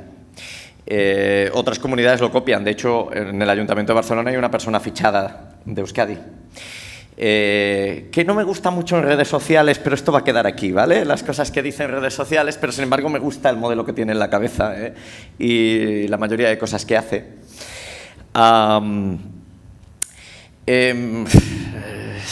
Sigo con mi modo John Lennon on, Imagine all the people. Mi ciudad favorita suena David Bowie y en cada esquina está David Broncano contándome un chiste. Pero por entrar en temas de vivienda, déjame ser malo 5 minutos, lo siento, Isabela, y luego vuelvo a ser bueno, ¿vale? En mi ciudad favorita no hay leyes que ponen la palabra ocupación dentro de la ley, porque es una palabra muy peligrosa. Todos sabemos que hay que tratar de no echar a las personas que lo están pasando mal. pero Cataluña es actualmente la comunidad autónoma con más ocupaciones. Y cuando tú hablas con personas que se dedican, te dicen que en parte es debido a esa ley que fomenta, sin querer, porque a veces podemos tener muy buenas intenciones, yo no critico nunca las intenciones de un político, ¿ok? A veces, let flow your imagination, ¿no? Cada uno pensará en las intenciones de cada político, pero yo no las critico. Yo no critico que un señor que dice en una ley tratemos de no echar a unas personas con dificultades, no tenga buenas intenciones. El problema es que si no haces bien esa ley, te vienen mafias de diversos lugares del mundo que contratan a chicos jóvenes para que estén ocupando las viviendas durante un tiempo para que obliguen a los propietarios a pagarles una indemnización a ellos, que llegan en coche blindado y se largan con el dinero. Hay que tener cuidado con cómo hacemos las leyes, mucho cuidado. En mi ciudad favorita, evidentemente, no hay control de alquileres, porque el control de alquileres genera, y ahora entro en materia, lo llevaba spoileando durante un montón de rato, me he estado conteniendo, pero ya no puedo más, que diría la canción, sigo con lo musical. El control de alquileres genera problemas incluso de equidad, porque cada vez que hay control de alquileres hay alquileres regulados y alquileres no regulados. Y al final, tú estar en un piso cuyo alquiler está regulado o no, es un sorteo. Es vivir en Barcelona o vivir en un pueblo donde no hay control de alquileres. Por ejemplo, en el caso de Cataluña, fomenta la discriminación, porque el control de alquileres lo que hace, siempre hay que pensar las leyes en los... Cuando uno hace una ley, tiene que pensar en quien tú quieres proteger, pero en cómo te va a reaccionar el otro. Porque si no, la ley no te va a funcionar. Si tú haces una ley para que el propietario no se sienta seguro, como el control de alquileres, el propietario tiene maneras alternativas. Tiene otros lugares donde comprar y alquilar, porque el mundo es muy grande, puede vender su vivienda y lo que acaba pasando es que hay escasez de viviendas. El control de alquileres de 1 año y medio de Cataluña, hay un paper que va a salir dentro de muy poco de un profe de la Pompeu buenísimo y con unos datos increíbles. El profe se llama José García Montalvo, por si os lo queréis. Yo he tenido el privilegio de leerlo en primicia para que se lo critique y le diga cosas, ¿no? Que estas cosas las hacemos los profes de uni. Pues José tiene los mejores datos del mercado de alquiler catalán y el control de alquileres en 1 año y medio ha reducido la oferta en un 12%. Para hacer una reducción que suele tener el control de alquileres durante un año, solo durante un año, año y poco, de un 4%, pues como dice el refrán castellano, para este viaje no hacen falta tantas alforjas. Porque reducir un 12% lleva a lo que pasó, por ejemplo, en Suecia, que ha tenido muchos años control de alquileres y que había personas que pasaban 8 años en cola para conseguir un piso en alquiler en Estocolmo. Buscad papers científicos o investigaciones científicas donde queráis. Los hay en San Francisco, en Nueva York, en Boston, en Estocolmo, en Berlín o en París. De política de control de alquileres que no han funcionado y han generado siempre lo mismo, escasez de oferta. Primero el propietario no mantiene las viviendas porque no me incentivan a mantenerlas, luego las saco de mercado y las vendo. Y luego incluso el constructor no las construye. Por lo tanto, cada vez más problema de oferta. En mi ciudad no hay control de alquileres porque es una de las pocas cosas en las que los economistas nos ponemos de acuerdo. Y os aseguro que hay poquísimas, poquísimas. En otros mercados no nos ponemos de acuerdo. No nos ponemos de acuerdo si el salario mínimo funciona o no. Por ejemplo, encontraréis a economistas con las dos visiones. No nos ponemos de acuerdo en muchísimas cosas, en esto sí. Porque el mercado de la vivienda no es un oligopolio. El mercado de la vivienda hay muchísimos propietarios. No es como el mercado de la energía. El mercado de la energía hay que controlarlo porque son 10. Ahí sí que hay que ejercer control, porque hay poder de monopolio. En el mercado de la vivienda hay muchísimos. El que más viviendas tiene un 4% del mercado. No puede incidir en precios. El precio es alto porque falta oferta, no porque nadie tiene poder de mercado. Los fondos de inversión tan malos tienen un 3 o un 4% del mercado. Y ojo, que sí, que hay que intentar cambiar eso también, porque es un bien donde no se debería de especular. Pero no solucionamos el problema con ellos. Por lo tanto, sí, en mi ciudad no hay control de alquileres, ha quedado claro y me podía estar con esto días, no pienso hacer más. Y ahora vamos a mi ciudad. ¿Qué tendrá mi ciudad? Mi ciudad es multidimensional, mi ciudad tiene muchas cosas, en mi ciudad cabe todo. En mi ciudad cabe un mercado privado de alquiler, en mi ciudad cabe un mercado público de alquiler que hemos dicho tiene que ser del 20%, porque si no, la gente que no puede acceder, que se ha dicho por aquí, no tiene alternativas. No se trata de que no pueda pagar 300 euros, es que no puede pagar nada. No 300. Y eso solo lo puede hacer el Estado. Solo. No le tenemos que trasladar la responsabilidad a otro. Yo siempre digo que esto del rent control, ¿no?, del alquiler del control de alquileres, es el hit político perfecto. Es el aceleraste mis latidos, es que me gusta todo de ti de cada verano. Porque es perfecto, ¿no?, como un político pensarlo. ¿Qué más fácil hay para convencer a un ciudadano para que te vote y que voy a solucionarte el problema de vivienda que decir te lo voy a prohibir por ley? Es un hit perfecto, pero no funciona. No funciona porque no piensan en la oferta cuando hacen esto, solo están pensando en la demanda, se están olvidando de una parte. Por lo tanto, hay alquiler social, hay obviamente vivienda colaborativa, vivienda cooperativa, cesión en uso, por supuesto que lo hay, hemos visto que es un modelo muy válido para la gente mayor, que convence a todos, porque convence a políticos, es un modelo de unión. Lo hablábamos antes en off. A los políticos les gusta, al sector privado le gusta, porque no deja de ser otra manera de construir. A la ciudadanía le gusta, porque detrás suele haber un cierto movimiento ciudadano. Pues aprovechemos donde hay confluencia. Lo cual me lleva a, en mi ciudad favorita, sobre todo en el mercado de vivienda, hay mucha colaboración público-privada, cabemos todos y nos necesitamos todos. No existe un país donde el 100% de la vivienda sea pública ni donde el 100% sea privada, y si existe, funcionaría mal. Los grandes modelos, y por suerte en los últimos años hay iniciativas, se han dicho por aquí varias, que son de colaboración público-privada. En cada nueva promoción en mi ciudad favorita hay una parte reservada al alquiler social, porque eso evita la segregación. Eso hace que en cualquier barrio de cualquier ciudad, cuando se hace una nueva construcción, haya vivienda pública social. Y por lo tanto no habrá segregación, porque la nueva construcción será en todos los barrios, no en uno solo, ¿no? Evidentemente, en mi ciudad favorita hay vivienda en propiedad, porque la tiene que haber. Porque normalmente el equilibrio bueno no es lo que tuvimos, ¿eh? Un país no funciona bien si el 90% son propietarios, porque los propietarios no se mueven, por definición. En un buen país tiene que haber mercado de alquiler, y un buen mercado de alquiler de un 30-40% del mercado, pero un 30 o 40 nos deja un 60-70 de propiedad. Ese 60-70 de propiedad debe tener espacio para la gente joven también. Y hay muchos modelos. Está la copropiedad. Si el joven no puede pagar ese 20% de entrada, lo puede hacer el sector público. Existe el modelo de la copropiedad de la vivienda, donde el 80%, que es lo que va pagando el recibo de la hipoteca, va pagando el joven a medida que puede, y el 20% inicial se lo paga el sector público. Eso existe, no es ningún invento.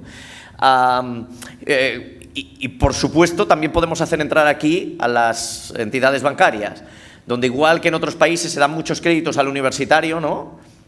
Pues aquí se podrían dar créditos a que al joven se le puede dar el 100%. El joven universitario, que ahora está cobrando la mitad de lo que va a cobrar de aquí a 15 años, puede recibir un 100%. El 100% estaba mal cuando yo tengo una base de datos de 2006, donde tú veías créditos de viviendas a personas en el paro, se les daba el 100%. Eso era un mal crédito. Eso era una irresponsabilidad de todos, pero sobre todo de los bancos, porque es verdad, era compartida. El que pide el crédito también debería de haber pensado un poquito, oye, quizás no debería de haber querer un crédito, pero al final todos queremos, ¿no?, vivir en una vivienda. Alguien me tiene que evaluar. Pues el banco, que era quien te tenía que evaluar, perdió la percepción del riesgo en ese momento. Ahora la tienen, ok, pero también hay que ser un poquito flexibles. No es igual un parado, darle un préstamo del 100%, que lo siento, no, a una persona cuya perspectiva laboral es que crezca muchísimo a lo largo del tiempo. A este le podemos dar un 100%. En mi ciudad favorita, por supuesto, hay mercado de alquiler privado. En mi ciudad favorita, sobre todo, hay mucha empatía y resiliencia, ¿no?, que son esas palabras que están las dos muy de moda. Digo esto de empatía porque si pensamos siempre en nosotros mismos, en nuestra realidad, no construimos una buena ciudad. La buena ciudad es la buena ciudad en la que pensamos en quien no piensa como nosotros, donde el sector público, si es de izquierdas, piensa en el propietario, y si es de derechas, piensa en el inquilino. Donde el constructor piensa en quien te va a comprar o en quien te va a alquilar. Y quien te va a alquilar o quien te va a comprar piensa en que el constructor también tiene un negocio y tiene que ganar dinero, y el promotor, ¿no? Donde hay modelos colaborativos que fomentan que la gente comparta su vida y no tenga por qué tener de todo. Ahora decía él antes, no todo el mundo tiene que tener una lavadora. Yo me estaba pensando, ¿yo necesito tener una lavadora? Pues no lo sé. Bueno, pues eso, no voy a seguir, ¿no?, con el It's easy if you try, ¿no?, de John Lennon, pero en mi ciudad favorita existen todas estas cosas, ¿no? Pues yo creo que entre todos podemos construirla. Gracias, por supuesto. Gracias, José. Antes del turno de preguntas, nos gustaría que hicierais como un poco conclusiones de la charla, de última intervención, antes de las preguntas. Así que si quieres empezar, Rubén. Vale, acepto. Una clave importante que quiero traer aquí, en este foro además, es la clave de vivir en una vivienda sintiéndose libre, ¿no? Eso se supone que es el alquiler, pero vemos que al final tiene una vulnerabilidad muy grande porque dependes de terceros, pero en la cesión de uso tú puedes tener una garantía de vivir toda la vida, pero poder marcharte cuando necesites y llevarte un pequeño capital que puedes empezar otra vida en otro sitio. Entonces eso facilita la flexibilidad y la movilidad. Es decir, hoy en día no hacemos una vida por siempre, o sea, no planificamos una vida en una ciudad para toda la vida, sino que no sabemos, va cambiando la vida, nos movemos. Entonces, un modelo como este, que en Alemania, por ejemplo, tiene una red de proyectos muy grande, tú puedes cambiar, vivo en Madrid hoy, dentro de un año voy a hacer un trabajo en Barcelona, voy a otro proyecto en Barcelona. Hay plazas allí, vas planificando, pero tienes una opción para cambiar, ¿no? Y más accesible que lo que hay en el mercado. Y otra clave importante también es lo que hablábamos de solidaridad, de colaboración, hasta qué punto también somos capaces como colectivos o como grupo humano, de la dimensión que sea, de crear nosotras mismas ese fondo que ahora mismo está en el Estado, llámale seguridad social, llámale como quieras, hacer un fondo de solidaridad que nos hace más capaces de amortiguar cuando vienen mal dadas, ¿no? Entonces, en ese caso, en algunos proyectos, pues se pone una cantidad mensual para que cuando hay alguna persona pues, que tiene paro, que tiene problemas, pues que no sea una problemática que haya que echarlo, sino que la cooperativa, el colectivo, tiene capacidad de amortiguar esas situaciones, ¿no? Que es lo que hemos perdido mucho en las últimas décadas, ¿no? La capacidad de reacción porque vivimos al día. Entonces, esa previsión de visión a largo plazo, que también un poco conecta con lo que decía Josep, es decir, la política tiene la mentalidad de corto plazo, de sacar una ley y resolver hoy el problema porque necesito que me votes mañana. Pero yo no necesito que estés mañana y votarte mañana, necesito vivir toda una vida. Entonces, me gustaría saber cuál es el proyecto que tienes, qué concepto, qué esencia hay detrás de lo que estás haciendo. Es decir, si esto dentro de 5, 10, 20 años va a funcionar y va a mejorar mi vida. Entonces yo creo que el cambio del chip, que en Japón parece que es estructural, de mirar a largo plazo, ¿no? Leía hace años que Sony se planteó una visión a largo plazo y era ser líder mundial en plena crisis de guerra de Japón, que estaba devastado el país, ¿no? Entonces, si tenemos esa mentalidad de largo plazo, vamos dando pasitos poco a poco, generando otro tipo de soluciones sin que sea tan explosivas y tan como ahora que parece que todo tiene que ser inmediato. Entonces, hay que tener paciencia para crear soluciones. Si son soluciones colectivas, son más lentas, pero son mucho más satisfactorias y seguras. Bien, Isabela, por seguir el orden. Vale.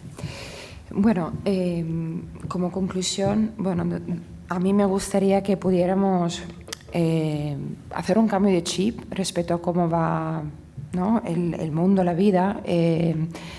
Veo cómo se transforman las ciudades. Barcelona es una ciudad que, bueno, si mantiene el ritmo que tiene, de aquí a poco se va a convertir en una hub de startups donde solamente algunos pueden acceder a algún alquiler, ¿no? Entonces, a mí me gustaría que las soluciones que comparto contigo, Rubén, van a venir poco a poco, pero que esas soluciones puedan llegar y ser sobre todo humanas, porque una ciudad no es solamente economía, dinero, startups, sí que es producción, lo entiendo, pero es también humanidad y bienestar psicológico y físico, porque ya como habéis visto, ¿no? Tras una pandemia, como el estado físico y psicológico ha sido afectado, ¿no?, de las personas, imaginaros qué pasaría, ¿no?, una persona que nunca ha podido acceder a una vivienda o si ha sido desahuciada. Yo creo que hay que tener en cuenta mucho las vulnerabilidades y eso es un punto importante. De hecho, las leyes, como decir, que yo antes proponía, se aplicarían únicamente ante una situación de vulnerabilidad, no a cualquiera, ¿no? Había que comprobarlo y también controlarlo, tal vez, ¿no? Porque si se proporciona ese tipo de ayuda, que se proporcione a quien realmente lo necesita, ¿no? Entonces, una ciudad humana, una ciudad que contemple diferentes perspectivas, nuevas visiones, más colectiva y cooperativa y más atenta al bienestar psicológico y físico. Gracias. Bien, y por último, José.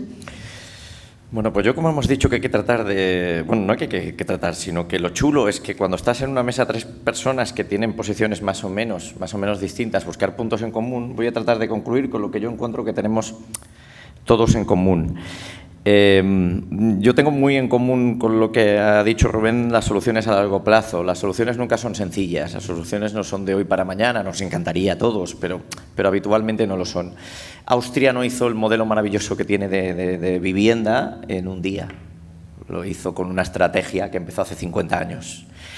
Donde empezaron estas cosas que hoy empiezan de en cada promoción, pues allí se empezaron hace 50 años. Entonces hoy pues tienen un mercado de la vivienda muy equilibrado, con un poquito de todo, ¿no? Nosotros no podemos intentar hoy solucionarlo ya para siempre. Aquí se ha hablado de ciudades humanas, estoy de acuerdo, y no solo estoy de acuerdo, sino que creo que hay que pensar, y es otra cosa que ha dicho Isabela que me gusta mucho, ¿qué es más humano?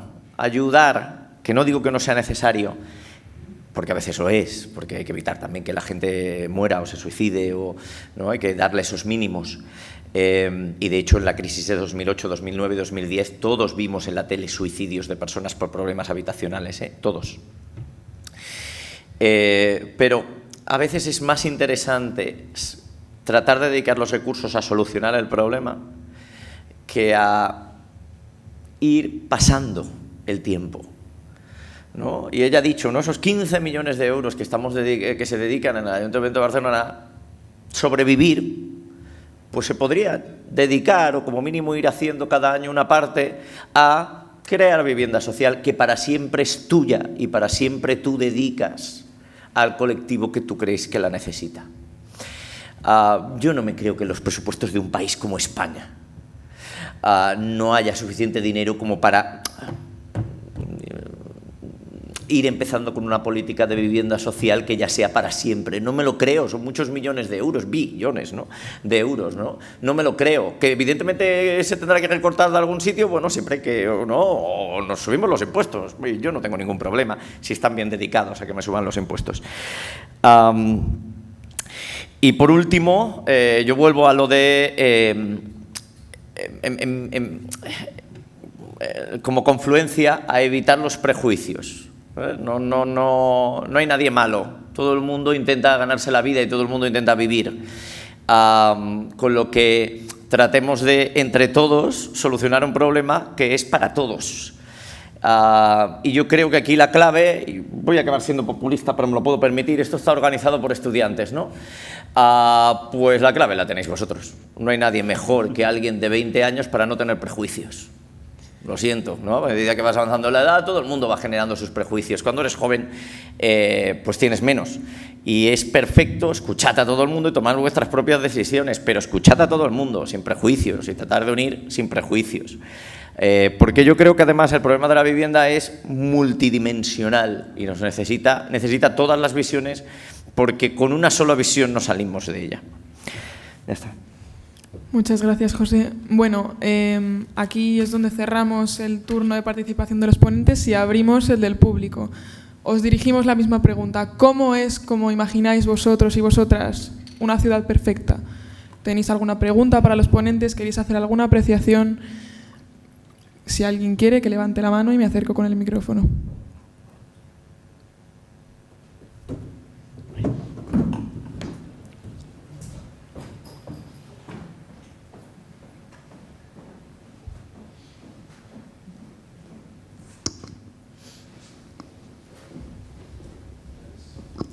Bueno, muchas gracias por la sesión de hoy. Que durante todo el rato han salido diversos conceptos que a mí me da la sensación de que lo que hay es un montón de preferencias por parte de los consumidores que entran o bien en contradicción entre sí o con la realidad, ¿no?, que se encuentra esta gente. Por ejemplo, por un lado el campo no es atractivo, pero cuando vamos a la ciudad no hay pisos o los precios son altos. Los jóvenes no queremos pagar o atarnos a una hipoteca de por vida, pero sin embargo queremos mucha estabilidad. Y tampoco queremos compartir piso o no queremos vivir en un sótano sin ventanas. Entonces, ¿qué podemos hacer primero, ¿por qué pasa esto? ¿Por qué creéis que pasa esto? Que tenemos contradicciones tan raras, estamos mal acostumbrados. Después, la solución es adecuar el escenario con el que nos encontramos a estas preferencias, o podemos plantearnos la posibilidad de alterar las preferencias para hacer atractivas soluciones que ahora mismo parecen imposibles simplemente porque nosotros no las queremos. Gracias. ¿Qué? ¿Quién? ¿Quieres que contestas tú? ¿Empiezo yo? Bueno, para empezar, yo creo que lo maravilloso del mundo es que seamos contradictorios. O sea, que yo no lo veo como algo malo. Y que seamos distintos, que por aquí se ha dicho también, ¿no?, las divergencias. Dicho esto, alterar las preferencias a veces funciona. O hacer políticas que incentiven nuevos caminos a veces funciona. Yo vengo de Barcelona, pero lo comentábamos antes, no vengo de Barcelona, vengo de Mataró, que es un pueblo que está a 40 kilómetros de Barcelona. Un pueblo, lo mismo me matan mis cohabitantes, es una ciudad porque tiene 120.000 habitantes, ¿vale? Pero ya sé que esto cuando lo dices en Madrid suena a broma, ¿no? Pues en Mataró hace nada han hecho un carril bici, para bicis y para patinetes. Yo nunca había visto tanto patinete en Mataró junto. O sea que a veces funciona hacer este tipo de cosas. En su día se hicieron en Barcelona y en el norte de Europa, y a mí me parecen... Es decir, una buena política social puede incentivar buenas preferencias. Lamentablemente, quizás el problema que hemos tenido en el mercado de la vivienda en España es que no ha sido producto de una política del sector público, ha sido producto de una necesidad. Nosotros teníamos un 87% de propietarios y hemos ido a un modelo donde hay un porcentaje más alto ahora. Estamos en el 78% de propietarios, es decir, ha aumentado mucho el mercado del alquiler, pero ha sido porque no podían acceder a la propiedad, no porque el sector público haya incentivado el mercado del alquiler. Por lo tanto, el drama ha sido que en el fondo no ha sido un tema de preferencias, ha sido un tema de obligación. Ojalá hubiera sido que las personas hubieran dicho: es que el alquiler tiene sus cosas buenas, porque si yo alquilo puedo tener más movilidad laboral. Esto está estudiado, se llama hipótesis de Oswald. La gente que vive de alquiler tiene más movilidad laboral y, de hecho, los países con más porcentaje de alquiler tienen menos porcentaje de paro. Es una correlación que funciona. Correlación no es causalidad, pero algo hay. Por ejemplo, es que vivir de alquiler tiene también ventajas como, por ejemplo, se ha hablado aquí de startups, ¿no? Pues te permite tener un cierto capital que en lugar de dedicarlo a la vivienda lo puedes dedicar a generar un negocio. Y por lo tanto cambiar ese modelo funcionarial, ¿no?, que teníamos hace 15 años, que parecía que todo el mundo... Yo recuerdo cuando mis estudiantes querían o ser funcionarios o trabajar en un banco. Y digo, qué aburridos sois, ¿no? Ahora me parecen más divertidos, quieren ser emprendedores, quieren montar sus negocios, pero me parece más divertido, ¿no? Pero todo eso, el drama, es que no ha venido por elección, ha venido por necesidad. Dicho esto, mira, un efecto secundario que no ha sido malo, ¿no? No sé si te he contestado. ¿Más o menos? ¿Algo? Gracias. Yo, mira, una cosa que me viene es en lo que decías de las preferencias, de la contradicción. Para mí lo más importante que he aprendido en mi vida en los últimos años es intentar saber cuál es la esencia de las cosas. Es decir, y en este caso, en una clave personal, es decir, qué es lo que necesito realmente para vivir, qué es lo que me hace feliz, qué es lo que me hace estar sano, qué es lo que me hace tener motivación. Entonces, el problema que veo también, primero, eso es una indagación personal con la que requiere un esfuerzo, porque estamos contaminados de forma casi absoluta con unos patrones y unas referencias que no están alineadas con las necesidades de la vida. Están alineadas con tendencias, modas, mercado, y entonces nuestra ideal habitual es lo que el mercado nos está ofreciendo. no lo que realmente nosotros queremos para nuestra vida. Entonces, cuando conectas con lo que quieres para tu vida, encuentras la satisfacción. Y normalmente no suele coincidir tanto con lo que el mercado te está ofreciendo. Entonces, eso llevado a la vivienda y llevado a un estilo de vida, prescindiríamos de muchas cosas cotidianas que nos quitan la energía, vamos a decir, incluso nos quitan la salud. Ahora se hablaba el otro día de restringir algunos alimentos o bebidas, ¿no? Bueno, pues igual no es tanto restringir, yo no creo que haya que restringir, sino que es tomar conciencia de lo que me aporta salud. Y en todo esto es igual. Entonces,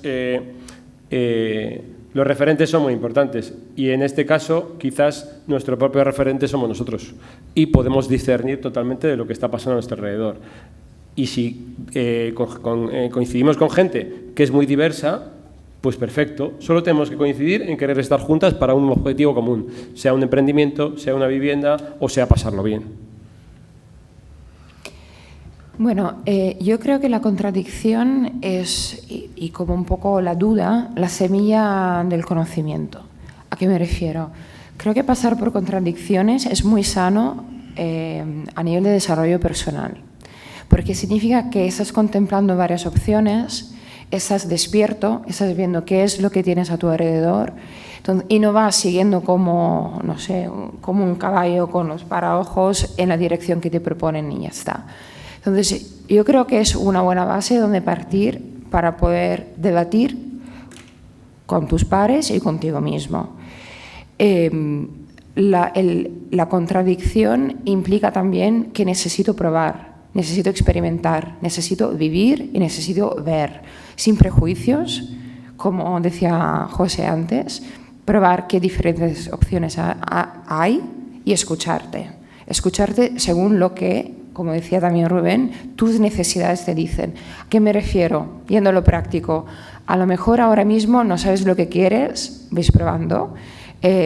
Mira las diferentes opciones que el mercado te ofrece. ¿No te gustan? Pues hay diferentes opciones ahí. O montas alguna cosa alternativa, o luchas por algo que crees que es tu derecho, porque eso también es una alternativa, una opción. Pero no vivirlo como una debilidad, sino como un punto de fuerza. No sé si te he contestado.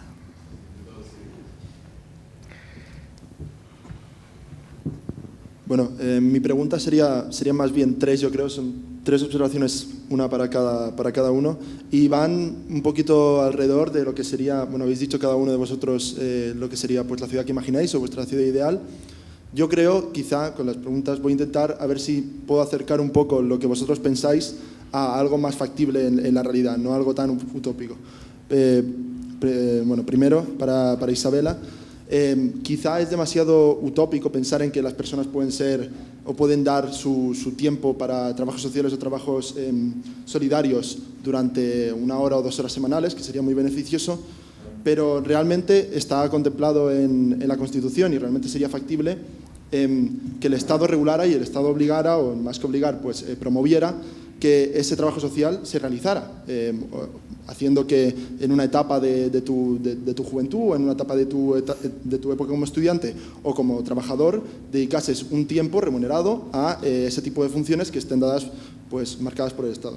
Luego para Rubén, me gusta mucho lo que planteas, pero quizás está muy bien diseñado para jóvenes, ancianos y personas que sí que están tan abiertas a pues el hecho de compartir espacios con otro tipo de gente. Luego podemos encontrar familias vulnerables que quizá una familia lo que más necesita es un espacio mucho más de privacidad, un espacio mucho más privado o menos abierto. Eso, ¿cómo se podría realizar? Porque la idea es muy buena y posiblemente se podría realizar así y sería mucho más factible.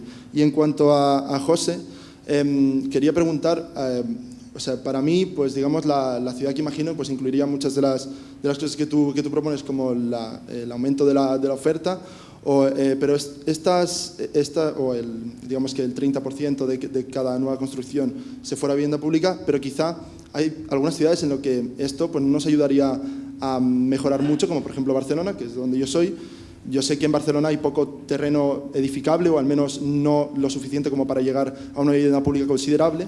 Entonces, ¿hasta qué punto bueno, se me ocurre una cosa que podría ser pues, expropiar vivienda vacía, pero digamos que no es lo que más prefiero. ¿Hasta qué punto podríamos fusionar el hecho de estas ideas que económicamente son muy potentes con el hecho de que hay una España vacía muy importante? ¿Hasta qué punto podemos fusionar eso y crear un proyecto urbanístico que ya se está realizando en muchos otros lados y juntar ideas interdisciplinarias, como puede ser la sostenibilidad o puede ser otro tipo de ideas que creen un espacio? Y no hace falta crear una ciudad de cero, sino aprovechar ciudades que ya tenemos para crear una ciudad realmente que no esté tan gentrificada, tenga estos problemas y que pueda generar realmente esa ciudad que imaginamos. Y espero no haberme alargado, que me ha alargado.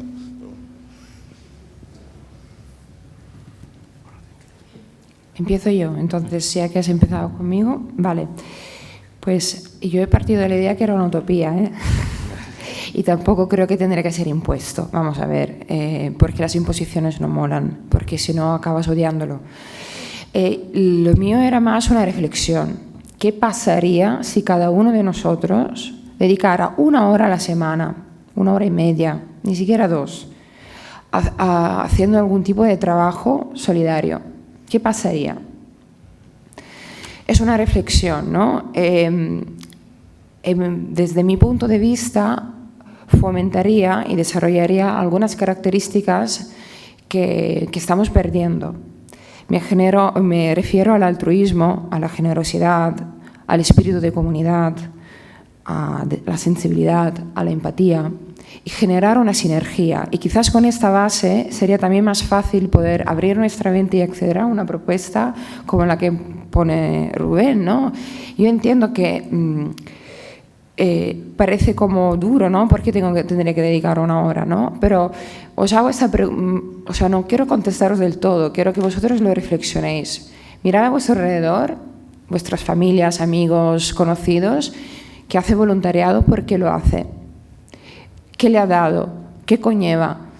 Pero no porque el voluntariado es la panacea a todos los males, porque según qué perspectiva psicológica puede ser una proyección de tu ego. Entonces no lo digo en aquel sentido, lo digo en poder realmente estar en contacto con lo que es la realidad y poder dar una pequeña ayuda, una pequeña, según lo que nosotros podamos hacer. Yo que soy psicóloga, pues voy a dar 1 hora de voluntariado a los refugiados de Ucrania, gratis. 1 hora no me cambia la vida, pero estoy ofreciendo un servicio en la sociedad y crea esperanza a esta persona que llega, ¿no? Y quizás pongo una semilla y esa semilla esta persona la pondrá en otro lado. Me ha gustado mucho la propuesta, Isabel. Vale. Yo diría que, bueno, hay una falta por mi parte de no haber explicado bien el modelo o el concepto, digamos, porque en estos proyectos lo que combina precisamente, y es la esencia, es espacios más privativos, íntimos, como le queramos llamar, con espacios comunitarios. Entonces, difiere de las antiguas comunas o culturalmente, eso vivimos juntos todos revueltos, con que es espacios socialmente comunitarios, vamos a decir, pero luego tienes tu propio espacio íntimo, que si puede ser una vivienda, es una vivienda, pero puede ser un espacio no calificado como vivienda porque no hay segregación. Entonces, combina perfectamente eso y es necesario, hoy en día entendemos que hay un espacio íntimo para que tú un día que estás cansado o no quieres verte con nadie, pues tengas tu propio espacio privativo de alguna forma, ¿no? Entonces, eso es esencial en esa configuración. Y luego otra clave, me apropio un poco de la tercera pregunta, el salto ahí. Y... Tranquilo que yo lo voy a hacer con las 3. Porque yo fíjate que el proyecto en el que yo participo es un proyecto rural y también estoy conociendo cada vez más proyectos, iniciativas comunitarias rurales.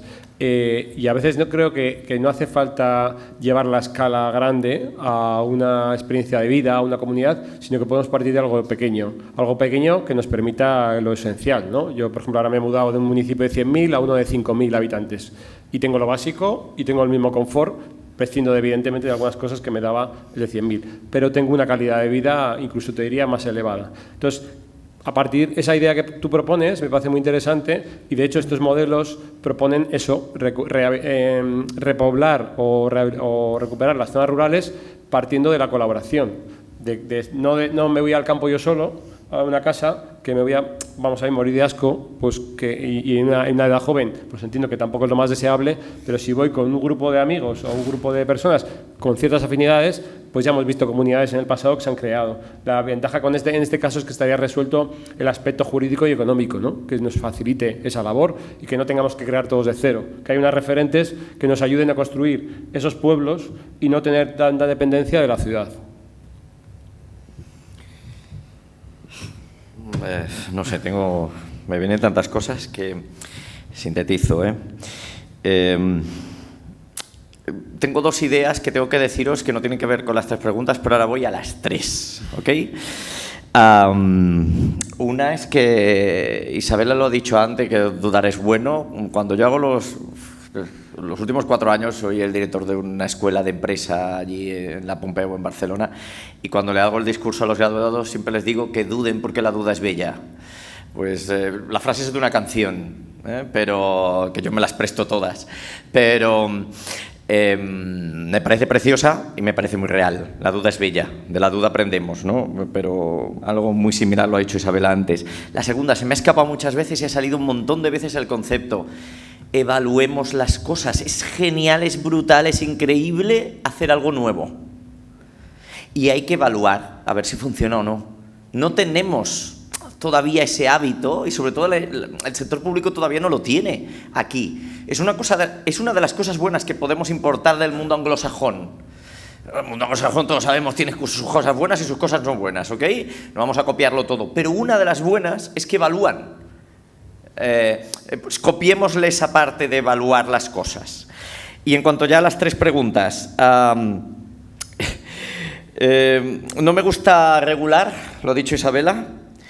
Tú mismo has dicho que no te gusta expropiar, a mí tampoco, ¿no? Sé que estamos, me permitís el chiste, en la ciudad de la libertad, por lo tanto se me haría muy raro que sonara esa palabra aquí.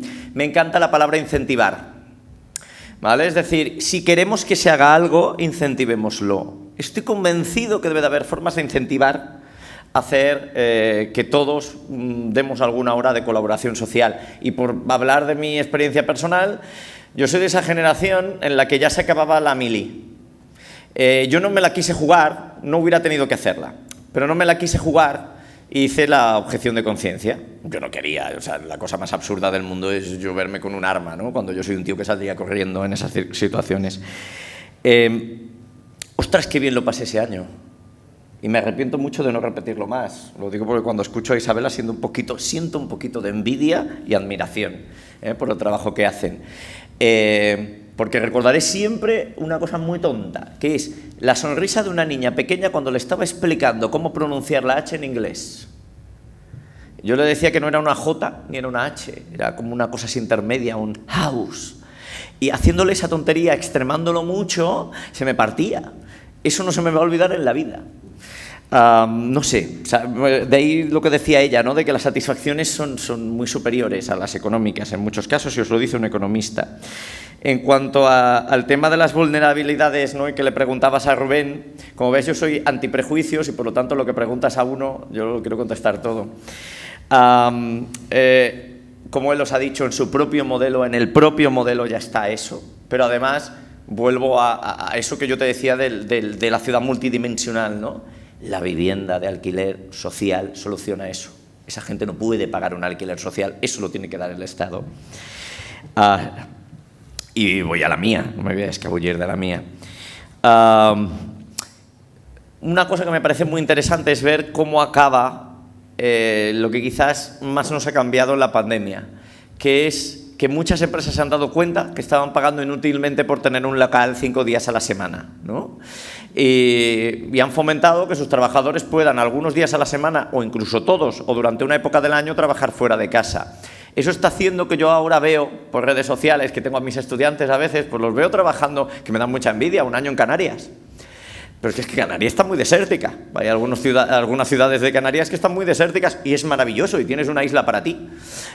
Por decir algo que nos sale un poco del estereotipo de la España vaciada, que también en Semana Santa, yendo camino de Andalucía con un par de amigas, pasé por un pueblo de Albacete que se llama Agromón, me dio mucha penita y pensé, ¿cómo podríamos repoblar ese pueblo?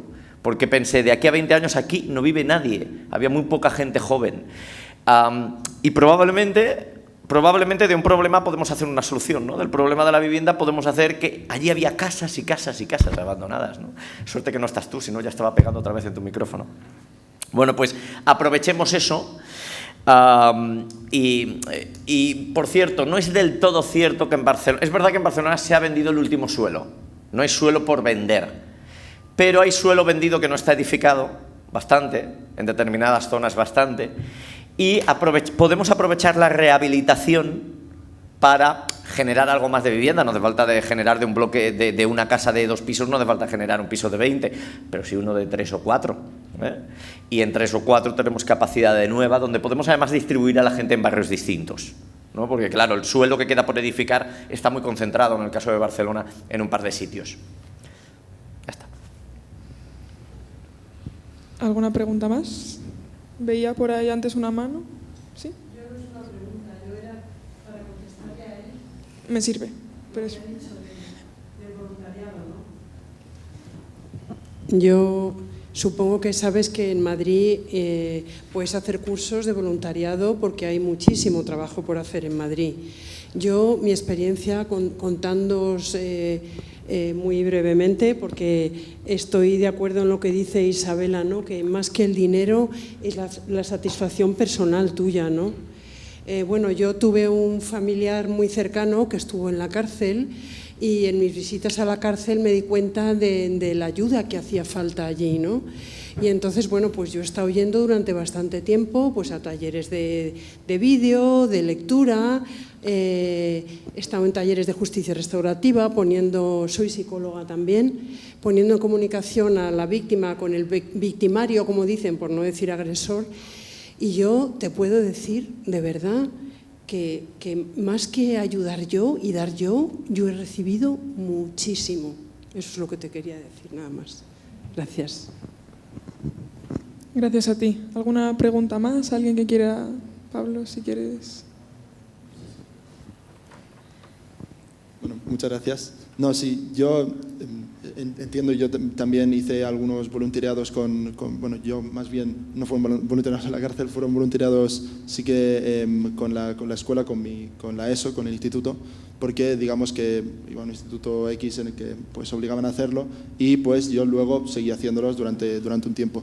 Y considero que sí que es verdad que yo pues recibí, por ejemplo, yo pues hacía de monitor de niños que tenían pues problemas para comunicarse con otros niños y aprendí mucho de ello y al final yo salía muy contento cada día, pero también es cierto que muchos de aquellos que podrían o les gustaría dar y saben de que pueden dar su tiempo para generar un bienestar social y generarse a sí mismos, no disponen del tiempo o quizá dejar de utilizar ese tiempo para realizar esas actividades les quita un tiempo que destinarían para trabajar porque quizá no tienen el sustento económico que puede tener otra persona. Entonces quizá, yo decía lo de obligar porque al final es una manera que se podría hacer, pero el incentivo también me sirve y me contenta. Un incentivo económico haría que aquella gente que no es que no quiera, sino que no se plantea hacerlo, pero quizá porque ve que no llega o ve que no le daría, pues con un incentivo quizá se podría hacer o con alguna manera de programa o lo que sea, pero muchas gracias por esto. Era solo esto. Bueno, muchas gracias. Si no hay ninguna intervención más... Una cosa que quería aportar con eso y con la idea de Isabela, hay un concepto muy interesante también, que no recuerdo bien cómo era de nombre, pero brevemente, ¿qué mínimo puedo hacer a la semana que no me suponga un esfuerzo grande ni condicione mi vida y que puede cambiar mi vida y la de otros? O sea, si es una hora, pero puede ser 10 minutos, puede ser 20, puede ser una llamada, puede ser escribir algo, puede ser crear, imaginar. Todo eso puede cambiar nuestra vida a largo plazo. Sí, de hecho, la línea era eso. O sea, está claro que si no podemos sustentarnos, no es la primera cosa que vamos a pensar, eso está clarísimo, ¿no? Sino el motivo del por qué lo decía es justamente para desarrollar aquellos valores que estamos un poco perdiendo, ¿no? Más el sentimiento, el espíritu de comunidad, el altruismo, desarrollar la sensibilidad, la empatía, más que nada, más allá de lo que tú recibes, porque evidentemente recibes mucho, lo que luego tú transmites a los demás, porque es como un efecto cadena. Si yo, aunque dedico 20 minutos en ayudar a mi compañero en hacer algo, estará agradecido y probablemente hará lo mismo, ¿no? Entonces se generaría como un efecto a cadena muy grande, ¿no? Pero bueno, eso es una utopía que creo que tampoco, no quiero salir mucho del tema de la mesa de hoy, pero que quizás, ¿no? nos ayudaría un poco a quitar esa visión individualista. Ya está. Buenas tardes. Yo espero que la pregunta no salga tampoco del tema de la mesa, pero viene a raíz de algo que mencionó Isabela cuando hablaba del barrio de Lavapiés y el proceso de gentrificación. Yo por lo menos estuve viviendo en Puerta del Ángel, que es otro barrio recurrente en este tema, y era muy curioso porque cuando caminaba por las calles veía unos papelitos que decían: compramos piso en cualquier condición, cualquier precio, llámenos tal. Pero es cierto también que cuando uno pasaba por algunas calles del barrio, pues sí decía: vaya, está muy bonito esto que hicieron acá, o abrieron un café, cualquier cosa. También pienso mucho en una ciudad de mi país, Cartagena de Indias, y hay un barrio emblemático del centro, que es un centro muy turístico, Getsemaní, y es un barrio que transformaron totalmente en 20 años, del cielo a la tierra, pero es como un ícono de la gentrificación, icono de la gentrificación en Colombia, y es cierto que mucha parte de la comunidad que vivía antes ha sido desplazada. Y cuando veo el título del tema, las ciudades que imaginamos, pues también pasa que en este mundo global, pues a lo mejor también es una imaginación global.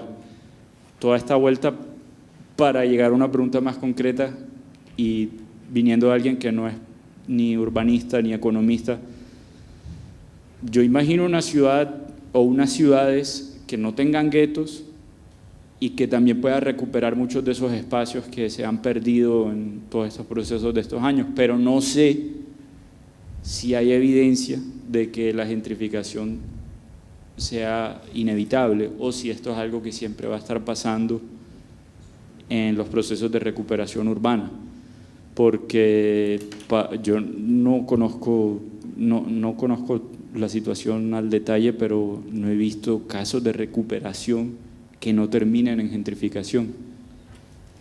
Entonces quisiera saber si pueden mencionarme algo sobre eso. Yo no te sé contestar. Puedo decir lo primero, que el domingo saqué unos billetes para Colombia. Por lo tanto, que estoy encantado que hayas nombrado dos sitios que pienso ir a visitar este verano. Lo segundo, te recomiendo un programa americano de Boston que se llama Move to Opportunity.